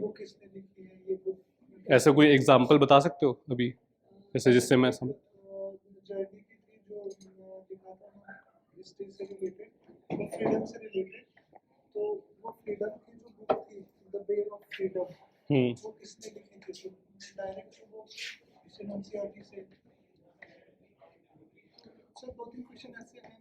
हाँ, ये देखो हिस्ट्री का ही है ये, है ना। तो हिस्ट्री में कभी कभी ऐसा भी होता है कि अब तो आजकल काफ़ी कोचिंग वाले सीधा वही डालते हैं कि facts from NCERTs, facts from class 6 to 12th के NCERTs। तुम भी कर सकते हो ये चीज़, ये अच्छा हुआ याद दिला दिया। ऐसा है कि उठा लो NCERTs, उसमें जहाँ बस NCERT स्कैन करो ऊपर ऊपर से, जहाँ भी कोई मैप दिख रहा है या कोई ऐसे इटैलिक में दिख रहा है, हाँ वो उसको सर्कल करके कहीं अपना नोट बना लो, वही पूछेगा, नहीं तो कंसेप्चुअल तो बता ही दोगे, है ना। तो ये कर सकते हो अगर थोड़ा एक्स्ट्रा एफर्ट मारना है, बट अगेन वो हिस्ट्री में इतना पॉइंट नहीं है ना, बाकी चीज़ें तो हो जाएंगी कवर। सोसाइटी के तो कोचिंग नोट्स काफ़ी होंगे, है ना, उसमें कुछ नहीं करने की ज़रूरत है, कोई बुक नहीं, that is more about application पढ़ने का तो एक जगह से पढ़ लो, फिर थोड़ा करंट अफेयर से भी लेना होता है वो बता दूंगा। ज्योग्राफी कुछ बचा, वर्ल्ड हिस्ट्री और पोस्ट इंडिपेंडेंस। पोस्ट इंडिपेंडेंस भी यही मैंने तो स्पेक्ट्रम से करा था, बट कोचिंग इज़ फाइन।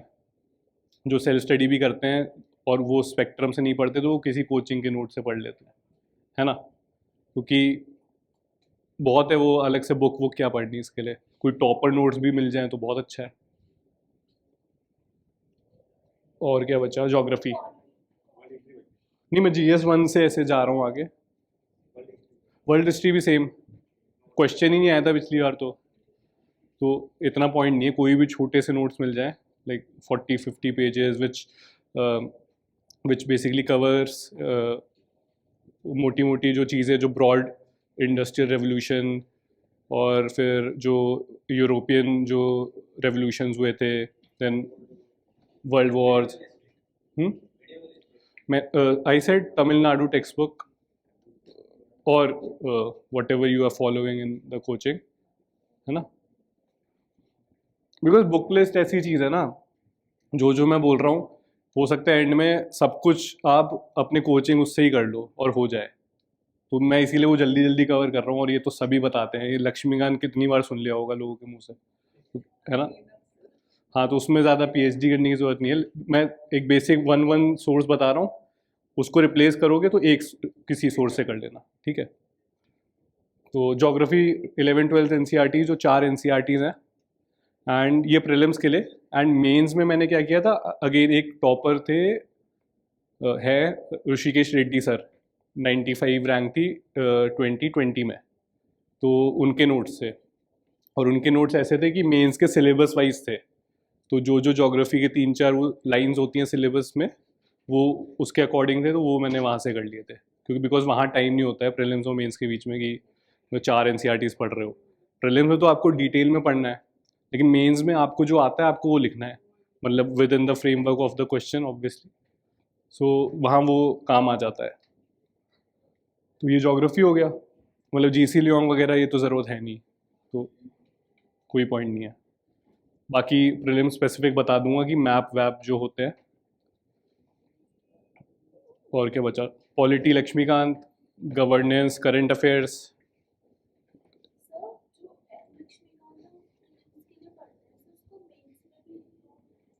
कम है, बिकॉज मेंस में आप सिलेबस वाइज पढ़ो, जो भी 8 या 10 लाइन्स है सिलेबस की उसके अकॉर्डिंग करो। वहाँ मैंने, हाँ, मोर देन सफिशिएंट। मैंने वो किया था, एक आतिश माथुर सर का नाम सुना है? अच्छा, वही पढ़ाते हैं पॉलिटी, फिर तो कुछ करने की ज़रूरत ही नहीं है। अच्छा, तो मैंने उनके नोट्स देखे थे जो टेलीग्राम वगैरह पे एक डले थे, मैग्ना कार्टा टाइप जो मेंस के लिए बनाते हैं, तो मैं तो वहाँ से पढ़ लिया था, क्योंकि लक्ष्मीकांत के कौन पढ़ेगा प्रीलिम्स और मेंस के बीच में। और हम पहले पढ़ लेते हैं, अब 3rd अटेम्प्ट था तो पहले की नॉलेज भी काम आ जाती है, लेकिन बस वो पढ़ के भी हो जाता है, क्योंकि बहुत अगेन PYQs कम इन हैंडी। आप वो देख के पता चलेगा कि भाई ब्रॉड क्वेश्चन आते हैं, वहाँ पे आपको जो आता है वो लिखना है। सेपरेशन ऑफ पावर पे आया तो आप डेफिनेशन ये सब तो पता ही है, बाकी चीज़ें लिखो जो जैसे आतिश माथुर सर के उसमें मिल जाएगा, या जो भी आपके पॉलिटी के टीचर हैं, ठीक है। इकोनॉमी पे आते हैं। Economy I did from Vivek Singh sir's book. अच्छा, तो क्या ही चाहिए, तो उनकी बुक या उनके अगर पढ़ाते तो नोट्स, हाँ, जो भी आपको पसंद है। मृणाल सर इज ऑल्सो,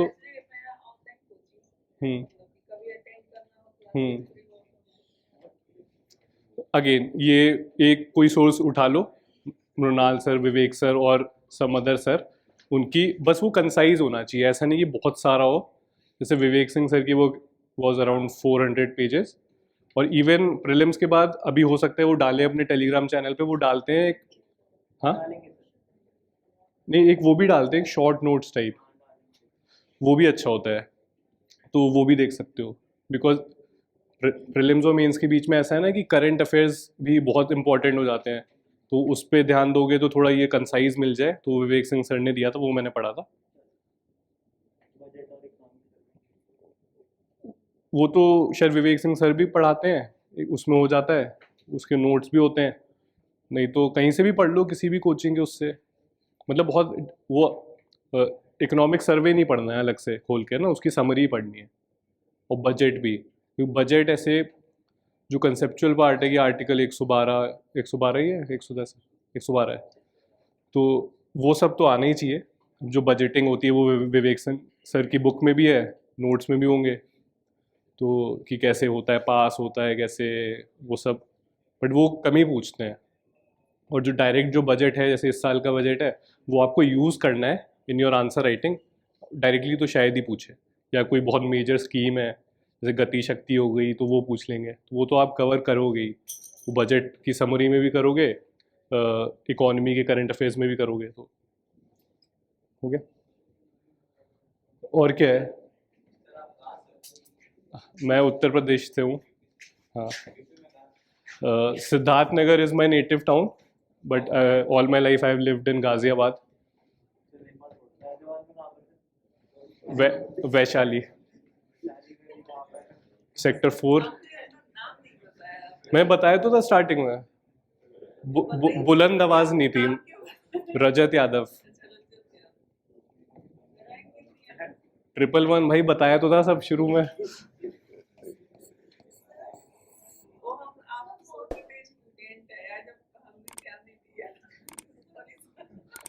नहीं, फिर भी चलो इज्जत दे दी, बड़ी बात है, थैंक यू।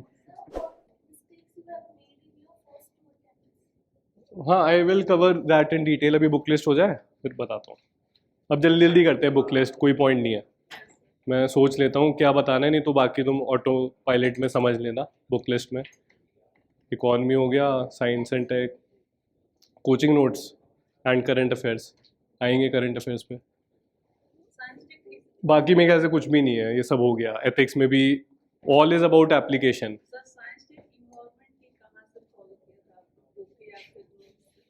मैंने नोट्स करे थे, मेरे एक फ्रेंड की कोचिंग थी तो उससे हेल्प लेके लेक्चर देखे थे,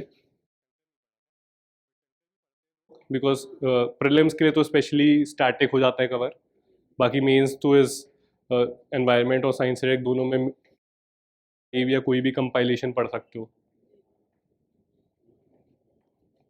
ठीक है, अब आते हो फाइनल उस पर। ठीक है, PSIR भी पता ही है जो भी लोग हैं कि नोट्स पढ़ने मैम के या क्लास जा रहे हो तो।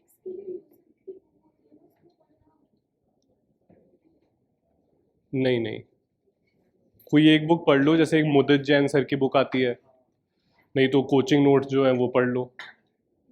एक टेबल बनती है, वो देखी होगी, मैंने भी बनाई थी, कहीं शेयर कर दूंगा मैं। मेरा नाम सर्च कर लेना, टेलीग्राम पे आ जाएगा, वो तुम्हें को याद नहीं। तो एक एथिक्स टेबल भी होती है, बुक लिस्ट में ही बता रहा हूँ। तो ऐसा होता है ना, देखा होगा, किसी ने देखा है किसी टॉपर का? हाँ, तो बहुत सिंपल सी चीज़ है, वो एंड में काम आती है।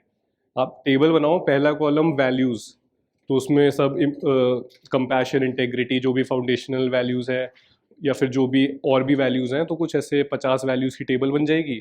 पहला कॉलम वो, दूसरे में एग्जाम्पल, तो real life example third person का, फिर एक में खुद का एग्जाम्पल, बिकॉज प्रीवियस ईयर में आ रखा है कि आपने कब किया ऐसा कुछ, तो वो डाल दो। ये तीसरा कॉलम हो गया। चौथे में कुछ कोट डाल दो। वो कोट्स बहुत काम आते हैं, बिकॉज एथिक्स का जो पेपर है एंड में होता है, मतलब ऐसे हुआ फिर ये हुआ, फिर तब तक तो एकदम हाथ वाथ भी थक जाता है और मेंटली भी तुम काफ़ी यू गेट टायर्ड। तो काफ़ी वहाँ पे पहले से अगर चीज़ें रिवाइज हो कि कोट्स पता है, तो जल्दी जल्दी कंक्लूजन लिख सकते हो। तो ये टेबल बहुत अच्छी होती है। काफ़ी लोग, शुभम कुमार सर थे जो AIR1 थे, उन्होंने भी बनाई थी, बहुत लोग बनाते हैं, बढ़िया होती है। तो ये हो गया एथिक्स में, ज़्यादा ज़रूरी ये वाला पार्ट है, बाकी कोई भी नोट्स हैं, कोई भी बुक है। चलो ख़त्म हुआ भाई, जर्नी भी बता दी। टाइम टेबल तो क्या ही है, पहले घर पे ही पढ़ रहा था, अभी भी घर से ही पढ़ रहा था वैसे। तो टाइम शेड्यूलिंग ऐसा कुछ वो है नहीं, मतलब बहुत ऐसी चीज़ होती है ना, डेली 10 घंटे तो नहीं पढ़ सकते। तो मेरा ये रहता था कि एग्ज़ाम से पहले 40 दिन, प्रीलिम्स से पहले 40 दिन, मेंस में तो चलो हर दिन ही पढ़ते हैं, उसमें आपको कर देना है कि 10-10 घंटे पढ़ लो, लेकिन उससे पहले आप 8 घंटे भी पढ़ रहे हो या 7 घंटे भी पढ़ रहे हो कुछ दिन, बाकी टाइम आपका है, आप उसमें चिल मारो, जो भी करना है करो, लेकिन वो डेली ऐसे 6-7 घंटे देने चाहिए मेरे हिसाब से। और बाकी तो यही था, टाइम टेबल तो ऐसा कुछ नहीं था। और मतलब बताने को तो बता सकता हूँ, लेकिन वो ऐसा होगा, वी शुड बी रियलिस्टिक ना, कोई नहीं पढ़ पाता daily 10। Consistency is not about studying 10 hours daily, it is about 10 hours, 2 hours, 3 hours, ये कंसिस्टेंसी होती है। ये टाइम कितना हो गया अभी, मुझे क्या पता, बोलते हुए कितना टाइम हो गया? हाँ तो थोड़ा ना जल्दी करते हैं, मैं ये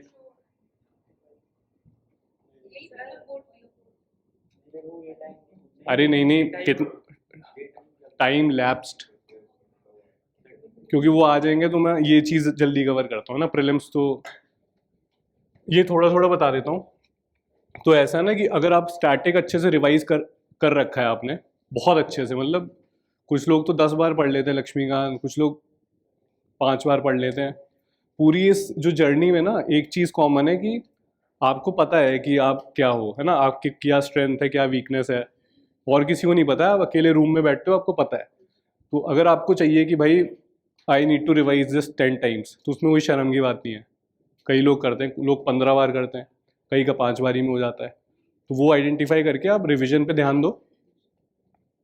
तो अगर स्टैटिक अच्छे से रिवाइज होता है तो एक तो स्पीड होती है, देखते ही पता चल जाएगा, कुछ गवर्नमेंट ऑफ इंडिया एक्ट है जो है, डायरेक्ट मारो।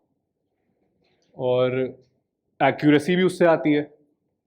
और एक्यूरेसी एक और चीज़ से आ सकती है कि जैसे हम 3 राउंड में करते हैं ना, कुछ लोग 2 राउंड में करते हैं पेपर अटेम्प्ट, अभी करोगे मॉक्स में तो ये प्रैक्टिस हो जाएगा। तो पहले राउंड के बाद जब 20-30 क्वेश्चन कर दिए मार्क, तो एक बार 2 मिनट के अंदर ना वापस रिवाइज कर लो। वो मैंने इस वाले अटेम्प्ट में किया था, 3rd में। पहले तो डायरेक्ट होता है तो सीधा OMR मार्क कर देते हैं, लेकिन एक बार ये करोगे तो ठीक है, तो ये जल्दी से रिवाइज करोगे तो हो जाएगा। चलो अभी टाइम भी हो रहा है, तो ये आप इनसे पूछ लेना, मैं ऐसे का करके फाइनल करता हूँ, ठीक है? हाँ, ये आप टेलीग्राम पे यू कैन सर्च, मैं वहाँ सब शेयर कर दूंगा ना। अभी there is lack of time. Ma'am ठीक है, हम ऐसे डिस्कस कर लेते हैं, ठीक है? तो ऐसे में ये होता है कि ये सारी पढ़ाई काम आती है, GS 1 to 4 आपको ऑप्शनल भी काम आएगा। तो और ये पहला पेपर होता है पूरे मेंस के उसका, तो वहाँ आपके पास सबसे ज़्यादा मौका रहता है, फ्रेश होते हो वहाँ पे यूज़ करना। 10 मिनट्स, तो वो चीज़ तो आती है। बाकी आप मॉक्स दोगे 10 मिनट्स। सो मॉक्स आप कहीं भी दे रहे हो, आई गेव एट, उसकी कॉपीज़ भी शेयर्ड है टेलीग्राम पे, वहाँ भी अच्छा स्कोर होता था, 137, 136। तो नॉलेज यहाँ से आ गई। फिर एक तरीका होता है, इंट्रोडक्शन बहुत इंपॉर्टेंट है, because it is the first thing the examiner sees. वहाँ पे आप अच्छा एकदम माहौल बना दो तो वहाँ से काफ़ी चीज़ें अच्छी हो जाती है, बिकॉज वो डिफ्रेंशिएट करने का मौका देता है।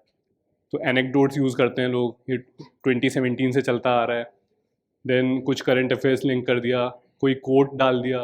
लेकिन इसमें क्या है, फिलोसॉफिकल एसेज जो होते हैं आजकल बहुत आते हैं, उसमें कोट से स्टार्ट नहीं करना चाहिए, बिकॉज वो अपने आप में एक कोट दिया होता है, तो वो थोड़ा काउंटर प्रोडक्टिव हो जाता है।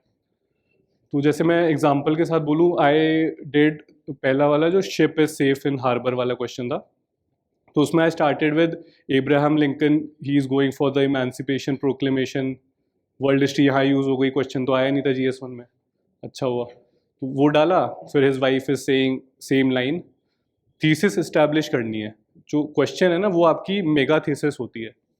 तो his wife said a ship is safe in harbour, ये कि प्रेसिडेंट हो, सेफ रहो, कंफर्ट जोन के बाहर मत जाओ। एग्जामिनर को पता चल गया कि इसको बैंग ऑन पता है कि क्या चाहता है ऐसे आपसे।